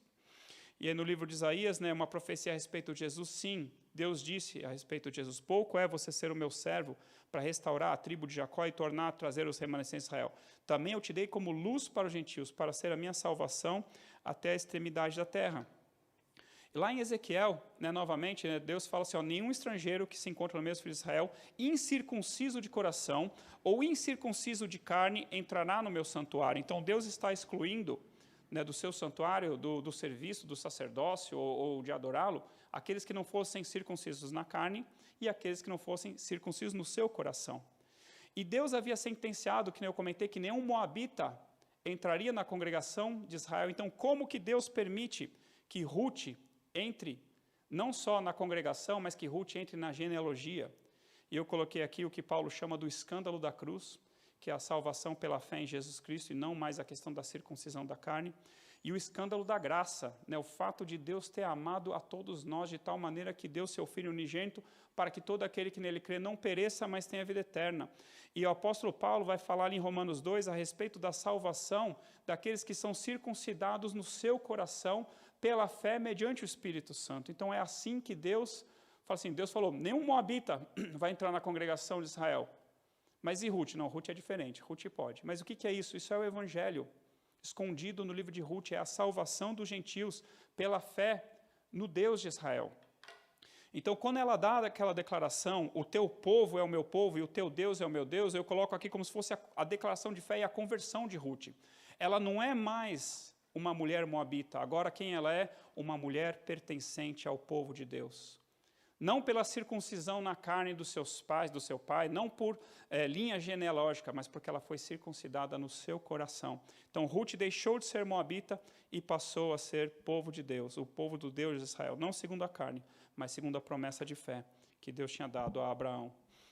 E é como se fosse, né, é como se o fruto da união de Boaz, que era um judeu, um israelita, com Ruth, uma moabita, pré-anunciasse o novo homem formado em Cristo Jesus, que Paulo cita em Efésios. Fala assim, olha, não pode mais haver nem judeu, nem bárbaro, nem cita, nem escravo, nem israelita, nem nada. Agora, porém, um novo homem em Cristo Jesus. Né? Tem aqui as referências, né? Depois você pode ler com calma, mas Paulo fala exatamente, é um novo homem, feito da união dos israelitas com os gentios. Eu coloquei aqui os povos, né, unidos ao redor do mundo pela cruz de Cristo. E lá em Isaías também tinha profetizado, né, que Deus chamaria o seu povo por um novo nome. Tudo bem? E aí, só avançando um pouco mais, então Paulo fala que existem 2 mistérios que Deus deixou oculto pelos séculos. O primeiro é Cristo e o segundo é a igreja, né, a salvação dos gentios. E olha só o que Paulo fala, olha, a saber que os gentios, esse é um mistério que Deus escondeu desde os séculos, e estava ali escondido ali no Antigo Testamento também, a saber, os gentios são co-herdeiros, membros do mesmo corpo e co-participantes da promessa em Cristo por meio do Evangelho. Então, Ruth, ela é figura disso. Ruth, ao se juntar ao povo de Deus pela sua fé no Deus de Israel, ela é isso, né? Era isso que o apóstolo Paulo está falando. E a união dela com Boaz, um novo homem, Obed. O mistério que estiver oculto dos séculos das gerações, agora todavia se manifestou aos seus santos, aos quais Deus quis dar a conhecer qual seja a riqueza da glória deste mistério entre os gentios. Isso é Cristo em vós, a esperança da glória. Então eu vou só acelerar aqui, tá bom? Isso aqui fica aqui de referência para os irmãos. Mas eu gosto quando o Paulo fala assim, né? O pastor Schor até citou essa lista ontem, daqueles que estão excluídos do céu, da vida eterna. Então, aqui eu comparei esses excluídos da vida eterna, que nem os moabitas e os amonitas, que foram excluídos no Antigo Testamento do povo de Deus. Porém, a graça e a misericórdia de Deus alcançaram algumas dessas pessoas. Olha o que Paulo fala, né, na sequência daquela lista de pessoas excluídas. Vocês foram assim, alguns de vocês foram assim, homicidas, injustos, idólatras, adúlteros, efeminados, ladrões, avarentos e bêbados. Vocês estavam condenados, porém, vocês foram lavados, vocês foram santificados, vocês foram justificados no nome do Senhor Jesus Cristo, no Espírito do nosso Deus. Então, aquela lista de pessoas excluídas do céu é como os moabitas e os amonitas falam assim, vocês estão fora. Porém, Ruth, por exemplo, vai entrar. Por quê? Porque foi lavada, não pelo sangue do Cordeiro naqueles dias, né, mas foi limpa pelo Senhor, pela sua fé, tá bom? E aqui, né, depois eu comento, né, que a vontade de Deus é que a sala do banquete fique cheia, né, para o casamento de Jesus, e Deus fala para os anjos, façam entrar na sala do banquete maus e bons. Então, lá no céu, as pessoas vão se espantar, puxa, mas aquela pessoa que era tão má aos nossos olhos entrou, porque, na verdade, todos somos maus aos olhos de Deus, né? Em Eclesiastes, Salomão já fala, não há homem justo sobre a terra que faça o bem e que não peque. Então, todos pecaram, todos estavam destituídos da graça e da glória de Deus e precisam de um Salvador chamado Jesus Cristo. Alguém fala assim, eu nunca matei ninguém. Aí João fala, lá em 1 João, fala assim, todo aquele que odeia seu irmão é assassino, é homicida. Ah, eu nunca traí minha esposa. Jesus disse, todo aquele que olhar para uma mulher de forma impura, já adulterou com ela. Então, não tem como a pessoa ser salva pelas obras da lei. Né? Eu gosto quando Paulo fala assim, olha, sabemos que tudo aquilo que a Bíblia diz, que a lei diz, o diz para que se cale toda a boca e todo mundo seja culpável perante Deus. Então, você não tem como escapar da condenação da lei, não tem como ser salvo através da lei de Moisés. Paulo fala assim, Paulo é categórico, Paulo é contundente, fala assim, olha, eu não anulo a graça de Deus, eu estou pregando a cruz de Cristo, eu não prego a circuncisão, a salvação pelas obras, a salvação por você ser descendente físico de Abraão, não prego isso, eu prego o quê? A graça de Deus, eu não anulo a graça de Deus, pois se a justiça fosse mediante a lei, segue-se que Cristo morreu em vão. Então, aí depois Paulo continua e fala assim, olha, Deus encerrou a todos na desobediência a fim de usar de misericórdia para com todos. Então, Deus quis salvar aqueles que crescem em Jesus Cristo. Deus, sendo rico em misericórdia, por causa do grande amor que nos amou, Ele nos salvou pela sua graça. Então, eu queria deixar isso para os irmãos, que os irmãos olhassem assim para o livro de Ruth, como não somente uma linda história de amor, não somente como uma história de restauração, mas principalmente como um pré-anúncio do Evangelho através da vida de Ruth, da sua união com Boaz e daquilo que Deus fez na vida de Ruth. Então, eu vou aqui agora entrar em 1 Samuel, eu dividi mais ou menos a aula no meio. Se eu não acabar aqui todo o conteúdo de 1 Samuel, se faltar alguns slides, não tem problema, porque a próxima aula é 2 Samuel, 2 Samuel é praticamente a continuação dessa história que nós vamos ver aqui. Eu coloquei aqui a figura de uma harpa, uma suposta harpa israelita, né? Talvez seja esse tipo de harpa que Davi usasse. E eu coloquei aqui os 3 principais personagens, né, da história de 1 Samuel. Samuel foi juiz, profeta e sacerdote. Eu coloquei sacerdote entre aspas, porque oficialmente ele não poderia ser sacerdote. Ele era da família de Coate, ele era levita, mas ele não era descendente de Arão. Mas como ele foi entregue ali para servir na casa do Senhor, foi, entre aspas, adotado por Eli, acabou servindo também de sacerdote, fazendo alguns sacrifícios. Saul foi rei de Israel, e olha agora o currículo de Davi: pastor de ovelhas, salmista, guerreiro, pastor de pessoas, rei de Israel, rei de nações e profeta. Tá bom? Então vamos falar agora um pouco sobre o livro de 1 Samuel. Então aqui o apóstolo Paulo, né, ele está dando ali fazendo uma exposição para os judeus em Atos 13, se eu não me engano, e ele fala assim, ó, ele contando a história, ele fala, depois disso lhe deu juiz até o profeta Samuel. Então pediram um rei, e Deus deu para eles a Saul, filho de Quis, da tribo de Benjamim, isso pelo espaço de 40 anos. E tendo tirado a este, levantou-lhes o rei Davi, do qual também, dando testemunho, disse, achei Davi, filho de Jessé, homem segundo o meu coração. Não aparece exatamente dessa forma lá no Antigo Testamento, onde nós vamos ver, tá? Mas essa é a interpretação. Achei Davi, homem segundo o meu coração, que fará toda a minha vontade. E da descendência de Davi segundo a promessa que Deus fez, Deus trouxe a Israel o Salvador, que é Jesus Cristo. Então, eu achei interessante que nessa passagem, né, de Paulo, nós vemos a referência a esses 3 homens, né, Samuel, Saul e Davi, que foram tão importantes, né, para a história de Israel. E Mateus 1:1 eu gosto, né, que ele começa assim: livro da genealogia de Jesus Cristo, filho de Davi, filho de Abraão. Se você quer entender mais sobre Jesus Cristo, você tem que estudar quem foi Davi e quem foi Abraão. E para isso, obviamente, você tem que olhar para o Antigo Testamento. Então, dá um panorama aqui sobre o livro de 1 Samuel. O livro de 1 Samuel ele começa contando a respeito da família de Samuel, e Samuel ele praticamente, né, está presente nos 25 primeiros capítulos do livro, e depois faz ali uma aparição especial, entre aspas, tá bom? Em 1 Samuel 28. E a 1 Samuel também conta um pouco da história de um homem, de um sumo sacerdote chamado Eli, e de seus 2 filhos, que Deus acabou matando, eu vou mostrar o porquê. Fala da história de Saul, e fala da história também, principalmente de Davi, né? Talvez dos 3 aqui o mais importante. Dos 3 que eu tinha falado, Samuel, Saul e Davi, o mais importante. Então, Samuel, ele nasceu de forma milagrosa, né? Ana, mãe dele, era estéril. Né? Que nem eu comentei no livro passado, né? no livro de Juízes, o nascimento de Sansão foi um milagre, porque a mãe de Sansão também era estéril. Assim como o nascimento de João Batista foi um milagre, assim como o nascimento de Isaac foi um milagre, o próprio nascimento de Jacó e Esaú foi um milagre, e muitas outras mulheres estéreis na Bíblia que Deus curou. Porém, tem uma particularidade aqui sobre Ana, que eu creio assim, está escrito claramente que Deus fez Ana estéril. E por que Deus fez Ana estéril? Eu comentei isso, acho que numa pregação. Eu creio que Deus, né, naqueles dias está escrito que as visões eram raras. Né? Deus não estava mais falando muito com o povo por causa do pecado do povo, por causa do pecado do sumo sacerdote Eli, por causa do pecado dos filhos dele, os sacerdotes. Então, as visões eram raras. Então, Deus queria alguém consagrado a Ele para o servir, alguém que fosse fiel a Ele. E Deus não encontrou ninguém assim. Então, Deus falou assim, gostei dessa mulher, gostei de Eucana, marido dela, gostei dela, eu vou fechar o ventre dela e eu só vou permitir que ela engravide quando ela fizer um voto para mim. E qual é o voto que Deus queria que ela fizesse? Senhor, se o Senhor me der um filho, eu o devolverei a ti, e ele será teu por todos os dias da tua vida. Era isso que Deus queria. E ela ainda coloca, e ele vai ser nazireu, isso é sobre a sua cabeça, não se passará navalha. E eu comentei na aula sobre Juízes, que aqui quem faz essa consagração, quem faz o voto é Ana.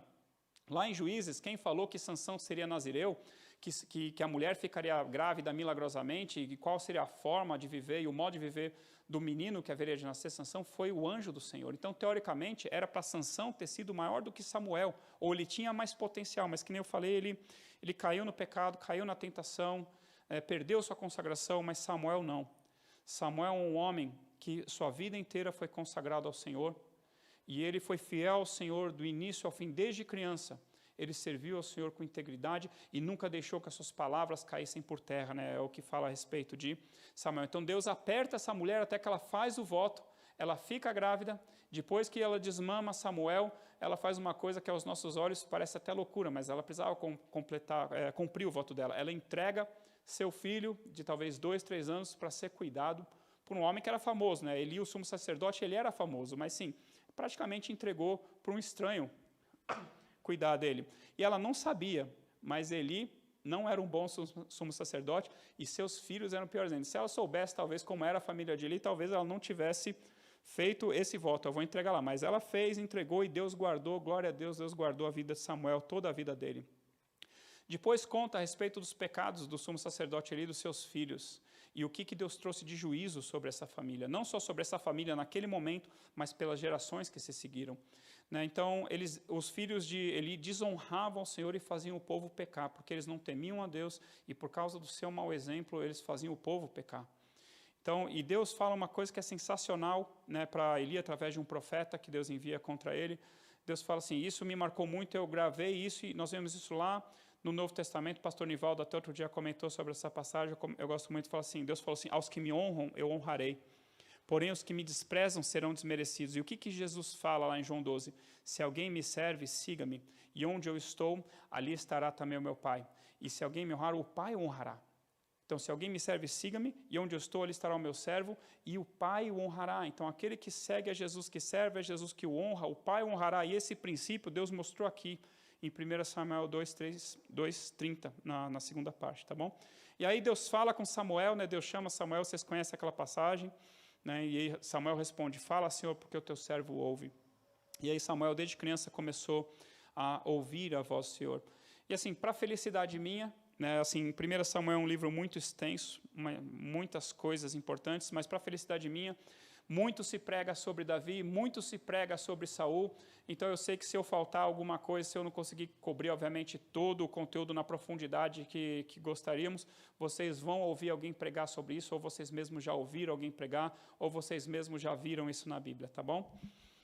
Os israelitas perderam a guerra contra os filisteus nos dias de Eli, Hofni e Finéias, mas Deus já tinha falado que isso ia acontecer. Deus falou assim para Samuel, olha, eu vou fazer uma coisa em Israel que vai doer o ouvido de todo aquele que o ouvir. E do que Deus estava falando? Eu vou permitir que a Arca da Aliança seja roubada de vocês pelos filisteus. E como que isso aconteceu? Então, Israel estava na guerra contra os filisteus, estava perdendo a guerra. Alguém teve uma brilhante ideia. Olha, sabe por que nós estamos perdendo a guerra? Porque nós não estamos nos valendo da Arca do Senhor. Se nós trouxermos a Arca do Senhor aqui para o arraial, nós vamos ganhar essa guerra. Isso é, eles queriam usar a Arca da Aliança como se fosse um amuleto. Olha, nós estamos aqui perdendo porque nós não estamos usando o nosso objeto da sorte. Se nós trouxermos nosso objeto da sorte aqui, nós vamos ganhar. E quando eles trazem a Arca da Aliança, né, Eli fica morrendo de medo que tiraram a Arca da Aliança do tabernáculo. Seus filhos, Hofni e Finéia, levaram ali para o arraial de Israel. Eli ficou temendo por causa disso. E aí, quando chega a Arca, o povo entra em festa. O arraial dos filisteus ouve toda aquela festa e fala, o que está acontecendo? Será que os deuses baixaram, né, no arraial de Israel? Olha, sejam fortes, filisteus, para que vocês não sejam destruídos. Aí deu mais ânimo, até, vamos ter que lutar mais ainda, né, porque eles estão lá celebrando, vai ver que os deuses baixaram no arraial de Israel. Aí Deus permite, né, que Israel seja derrotado naquela guerra, por causa dos pecados do povo, por causa dos pecados do sumo sacerdote, e Deus permite que a Arca da Aliança fosse roubada. E aí a hora que volta e chega a notícia até Eli, olha, a Arca da Aliança foi roubada e teus 2 filhos morreram, que nem Deus havia falado o que aconteceria, Eli cai da cadeira, Eli já era velho, está escrito que ele era obeso, cai da cadeira, quebra o pescoço e morre. E a sua nora, que estava grávida de um de seus filhos, na hora sente as dores de parto, dá à luz um filho, e ela nem quer saber daquele filho. E ela fala assim, e acabou, isso é, a glória de Deus foi embora. Só um detalhe sobre a palavra e acabou, né, a glória de Deus foi embora, ou sobre a palavra kabod, que representa a glória de Deus. Em nenhum lugar na Bíblia, a palavra Shekinah é utilizada para falar da glória de Deus, né? Que nós temos aí louvores que falam, derrama a tua glória, derrama a tua Shekinah, mas a palavra correta seria, derrama o teu kabod. Tá? Shekinah tem mais a ver com habitação. Tá, mas tudo bem, é louvor, a gente deixa passar, abre uma licença poética, porque rimava melhor, tá bom? Mas a glória de Deus, não é a palavra Shekinah, é a palavra kabod, ali no hebraico. Então, ikabó, se foi a glória de Deus. Por quê? Porque a arca foi roubada. Aí os filisteus tiveram a péssima ideia de colocar a Arca da Aliança no templo do deus deles, Dagon, como se fosse um troféu de guerra. Olha só, o nosso Deus derrotou o Deus de Israel. Péssima ideia. Deus não gostou. Deus, na manhã seguinte, eles entram no templo, Dagon está caído diante da Arca da Aliança, colocam de volta Dagon no seu lugar, no dia seguinte, Dagon está de novo caído com a cabeça cortada e as mãos cortadas. E aí Deus começa a punir os filisteus, mandando pragas e tumores, e eles falam assim, olha, Deus vai matar a gente, o Deus Israel vai matar a gente, manda embora essa arca. Aí mandaram para um outro rei filisteu, e falaram assim, olha, eles querem matar a gente, porque eles estavam lá morrendo, agora mandaram para nós, eles querem matar a gente, eles empurrando a arca para frente, empurrando a arca para frente. Aí eles chegam lá, fazem lá um teste, e Deus confirma, fala, sou eu mesmo que estou matando vocês, que estou mandando essas pragas, esses tumores, e os filisteus despacham a arca de Deus de volta para Israel. Eles colocam, a hora que a Arca de Deus chega ali em Israel, eles colocam a Arca da Aliança na casa de um homem, não trazem de volta a Arca da Aliança para o tabernáculo, ela fica por 20 anos fora do tabernáculo, por incrível que pareça, né? Só quando Davi está reinando que ele traz de volta a Arca da Aliança para Jerusalém, e também não coloca no tabernáculo, que estava em Siló, coloca numa tenda que ele faz, nós vamos ver isso lá em 2 Samuel, tá bom?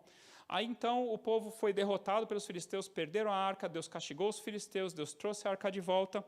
Aí no número 5 aqui que eu coloquei, uma nova guerra contra os filisteus, né, os filisteus se ajuntaram novamente, mas dessa vez o povo se humilhou diante de Deus, Samuel orou, sacrificou, e Deus mandou um trovão, um estampido tão grande naquele dia, que os filisteus ficaram morrendo de medo, e aí Israel foi lá, se aproveitou e ganhou a guerra. E é nesse momento que Samuel coloca uma pedra e fala assim, Ebenezer, até aqui nos ajudou o Senhor. Eu tenho certeza que você já deve ter ouvido falar alguma pregação, falar Ebenezer, alguém está Ebenezer, até aqui nos ajudou o Senhor, foi Samuel que falou, tá bom? Aí o que acontece, né? Olha só, pessoal, gente fina, né? O povo de Israel chega para Samuel e fala assim: Samuel, você está velho, você já está para morrer, seus filhos não são lá grande coisa. Nós queremos um rei. Assim como as nações ao nosso redor têm um rei, nós queremos um rei.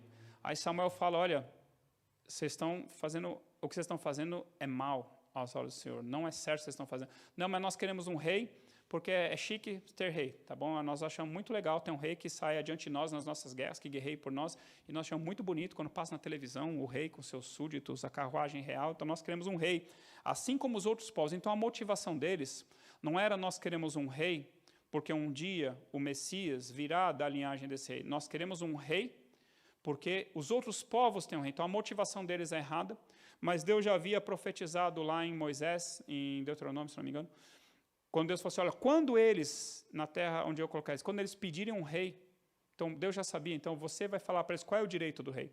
Samuel fala para eles qual era o direito do rei, eles estão falando: não, mas mesmo assim nós queremos um rei. E aí Samuel fica aborrecido, mas Deus fala para Samuel: olha, o povo não rejeitou a você, não fica triste por causa disso, eles rejeitaram foi a mim, para que eu não reinasse sobre eles. Então esse foi o sentimento de Deus quando o povo pediu para si um rei. E aí Deus escolhe Saul. Saul é ungido rei, né, pelo profeta Samuel. E aí Samuel fala assim: olha, está aqui o rei de vocês. Né, o Saul vai lá e guerreia, se eu não me engano, contra os amonitas, ganha a guerra. Aí depois Samuel junto o povo e fala assim: olha, agora eu vou mostrar para vocês o quão mal foi vocês terem pedido um rei. Não é agora o tempo da ceifa, agora eu vou orar para o Senhor e Ele vai mandar trovões e relâmpagos. Isso é, se Deus mandasse uma tempestade naquele momento, eles perderiam a colheita e provavelmente passariam fome. Né? Então, está escrito assim: não é agora o tempo da cega do trigo, clamarei, pois ao Senhor e dará trovões e chuvas, e vocês saberão e verão que é grande a maldade de vocês, que vocês têm praticado perante o Senhor, pedindo para vocês um rei. Deus manda os trovões, Deus manda os relâmpagos, o povo fica morrendo de medo, pede perdão. Aí Samuel fala assim: ó, longe de mim eu deixar de orar por vocês, então somente sejam fiéis ao Senhor, sigam servindo ao Senhor e vai ficar tudo bem com vocês.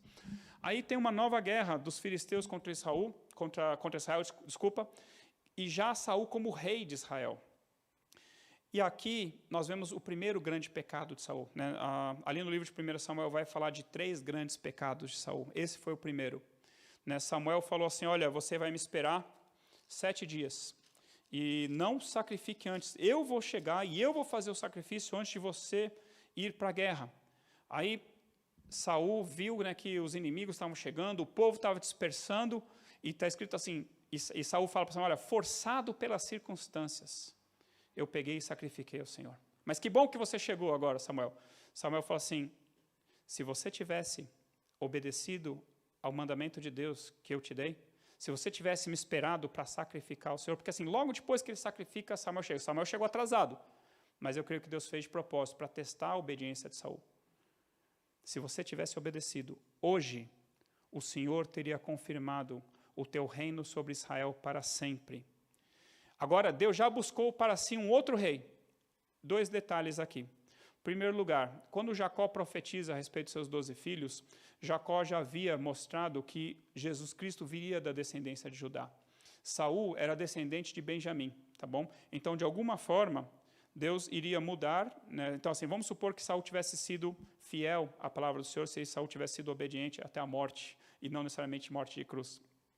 Deus falou assim: você estaria na genealogia de Jesus Cristo. Mas agora, por causa da sua desobediência, eu tirei essa honra de você e eu já achei uma outra pessoa para dar essa honra. Só um detalhe, né? Quando Saul foi rejeitado aqui por Deus, foi no 2º ano do seu reinado. Né? E eu mostrei lá em Atos 13 que Saul reinou por 40 anos.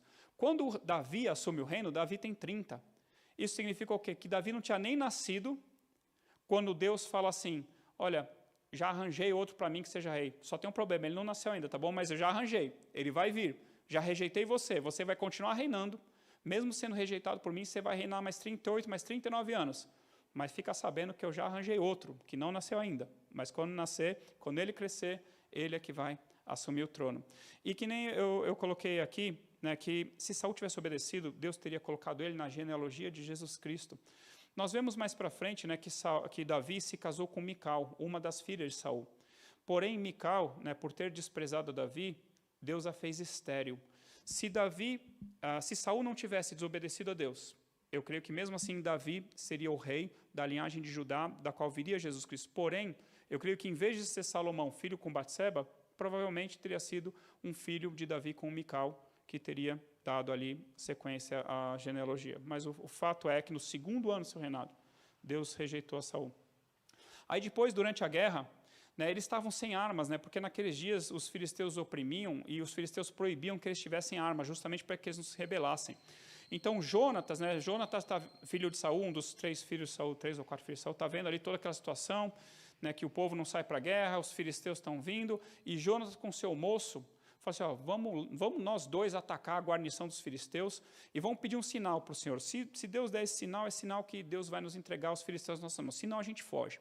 Deus vai lá, confirma o sinal, eles vão lá para guerrear contra um pequeno batalhão dos filisteus sem espada alguma, conseguem matar os filisteus, pegam as espadas dos filisteus, de longe o povo de Israel vê, por que os filisteus estão fugindo, né?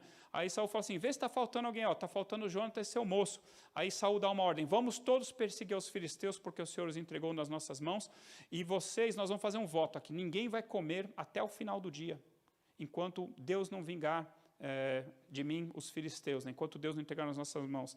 E ele abre um jejum no meio da batalha, e Jonathan não ouviu a respeito desse jejum. E Jonathan, no meio da perseguição ali, ele pega e prova um pouco de mel. Aí tem um determinado momento, depois que eles vencem a batalha, Saul quer sacrificar o Senhor, Deus, eu não lembro agora, perdão, com detalhes, mas eu acho que Deus não aceita, e é como se Deus respondesse, olha, tem pecado em Israel, tem pecado no arraial de Israel. De novo, né, que nem quando Acã pecou, havia pecado em Israel. Então, Jonatas havia violado o voto que seu pai fez, mas porque ele não sabia.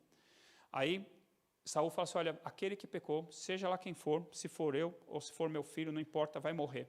E aí eles lançam as sortes e cai entre ele e seu filho Jonatas. Lança de novo, cai em Jonatas. E Saul fala assim, o que você fez? Qual foi o teu pecado? Eu não sabia que você tinha feito esse voto, eu provei um pouco de mel e o Senhor nos deu vitória, né? E se todo o povo tivesse comido, a vitória teria sido muito maior se você não tivesse feito esse voto impensado. Se você não tivesse feito a congregação abrir um jejum no meio da batalha, a nossa vitória teria sido muito maior. Saul queria matar seu filho Jonathan, e o povo se levanta a favor de Jonathan e fala assim, olha, se você matar ele, ninguém vai ficar contigo. Então, o povo salva ali a Jonathan, um herói de guerra. Jonathan depois se torna um grande amigo de Davi, né? Não vou entrar em detalhes aqui, mas se torna um grande amigo, como se fosse um irmão para Davi. E aí, então, assim, você vê uma série de erros, né, de Saul, mas assim, isso não foi exatamente um pecado dele, mas ele teria matado o próprio filho ali naquela situação. O segundo grande pecado de Saul e a sua rejeição praticamente final por Deus foi quando Deus, através de Samuel, fala assim, olha, Saul, vem cá. Lá, quando Moisés saiu do Egito com o povo, os amalequitas matavam os que iam ficando para trás, os velhos, os doentes. E eu jurei, Deus falando, eu jurei que de geração em geração haveria guerra entre Israel e Amaleque até que eu destruísse por completo a Amaleque. Chegou esse momento. Chegou o momento de você destruir por completo a Amaleque. Saul sai contra a guerra, sai para guerrear contra a Amaleque. Ele destrói o exército dos amalequitas, mas Deus falou assim, ó, destrói tudo. E aí o que Saul fez? Saul capturou com vida o rei dos amalequitas. Saul permitiu que os homens tomassem despojos para sacrificar a Deus. E aí entra aquela frase famosa, né? Olha, por acaso Deus tem tanto prazer em holocaustos quanto em que se obedeça a sua palavra? Porque o obedecer a Deus é melhor do que sacrificar. E o atender a Deus é melhor que a gordura de carneiros. Porque a rebelião, Deus falando através de Samuel para Saul, porque a rebelião é como o pecado de feitiçaria, né? O pecado de feitiçaria era punido com morte. Então, o rebelde, na visão aqui de Deus, merecia ser morto, assim como aquele que praticava feitiçaria. E a obstinação, o coração obstinado, é como se fosse idolatria, outro pecado também punido com morte. Deus fala então através de Samuel para Saul, por você ter rejeitado a palavra do Senhor, também o Senhor te rejeitou para que você não seja mais rei sobre Israel. Aí nós vemos a preocupação de Saul com relação falando para Samuel, olha, tá bom, eu pequei, mas vem agora e me honra diante do povo, diante dos anciãos de Israel, vem e sacrifica comigo. Samuel fala assim, não vou com você. Aí Saul se agarra ali no manto de Samuel, rasga o manto e fala assim, hoje Deus rasgou o reino das tuas mãos. Aí Saul implora, não, vem comigo e sacrifica, honra-me diante dos povos. Samuel foi. Mas nós vemos uma grande diferença entre Saul e Davi. Lá em 2 Samuel nós vamos ver o pecado de Davi. Quando Davi peca, eu tenho uma tabelinha comparativa entre Saul e Samuel, que pode ficar para a próxima aula, não tem problema. Tem uma tabelinha compartilhada que eu fiz, que uma das grandes diferenças, assim, que quando Saul pecou gravemente aqui nesse segundo pecado contra Deus, o que ele fala para Samuel? Honra-me diante dos homens. A preocupação de Saul é o que os homens vão pensar de mim. Enquanto que quando Davi peca, quando Davi adultera com Batseba e manda Urias para a morte, depois vem Natã e mostra o pecado dele, revela o pecado dele, o que ele fala no Salmo 51? Fala para Deus, não retires de mim o teu Santo Espírito e não me repulse da tua presença. Então a preocupação de Saul, ser honrado diante dos homens. Preocupação de Davi, Senhor, eu não quero te perder, eu não quero que o Senhor retire de mim o teu Santo Espírito e nem que eu seja expulso da tua presença, tá bom?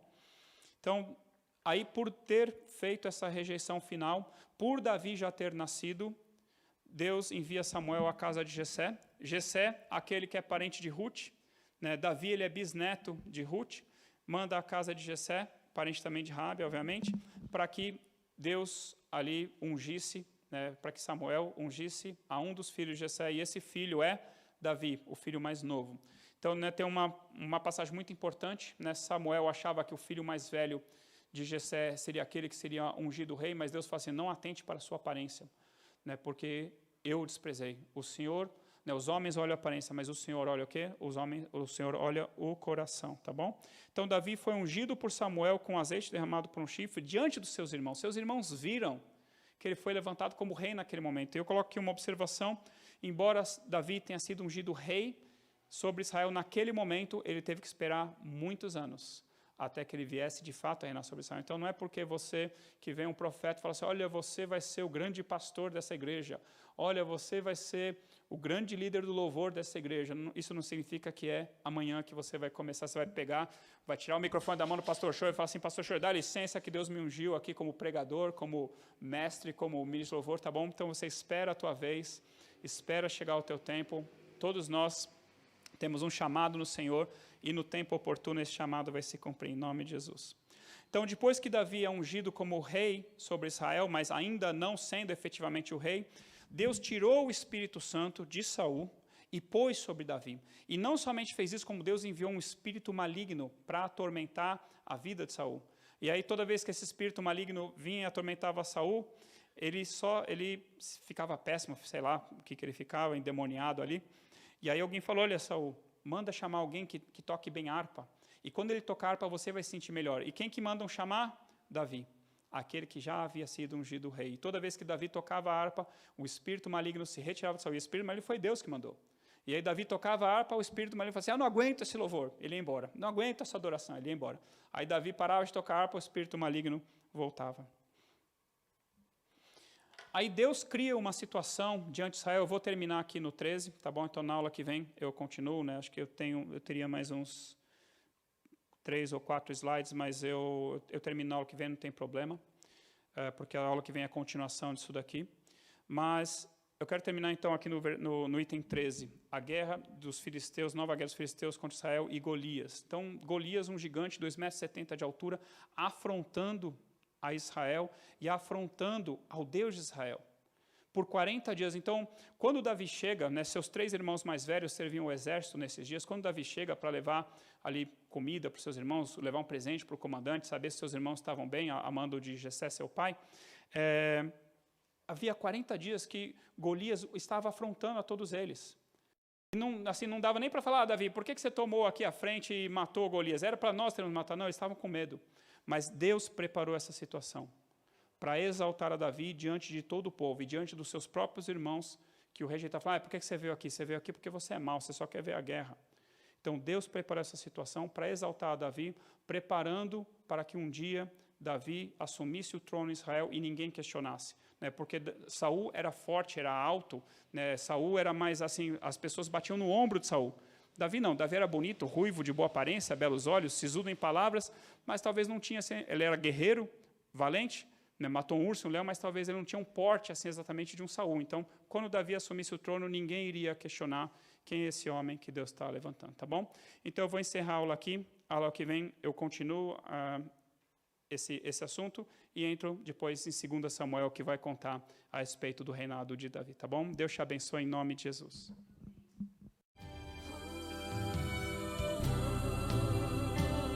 Está disposto a ser um vaso novo? Erga sua voz. Vamos adorar a Ele nesta noite.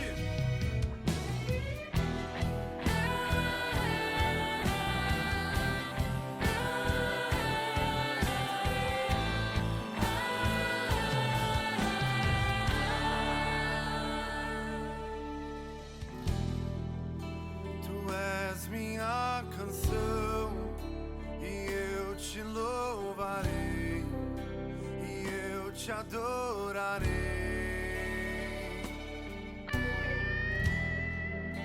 Me renderei a ti pra te conhecer e pra te dizer: te amo, Jesus, te adoro, meu Pai. Vem me quebrar.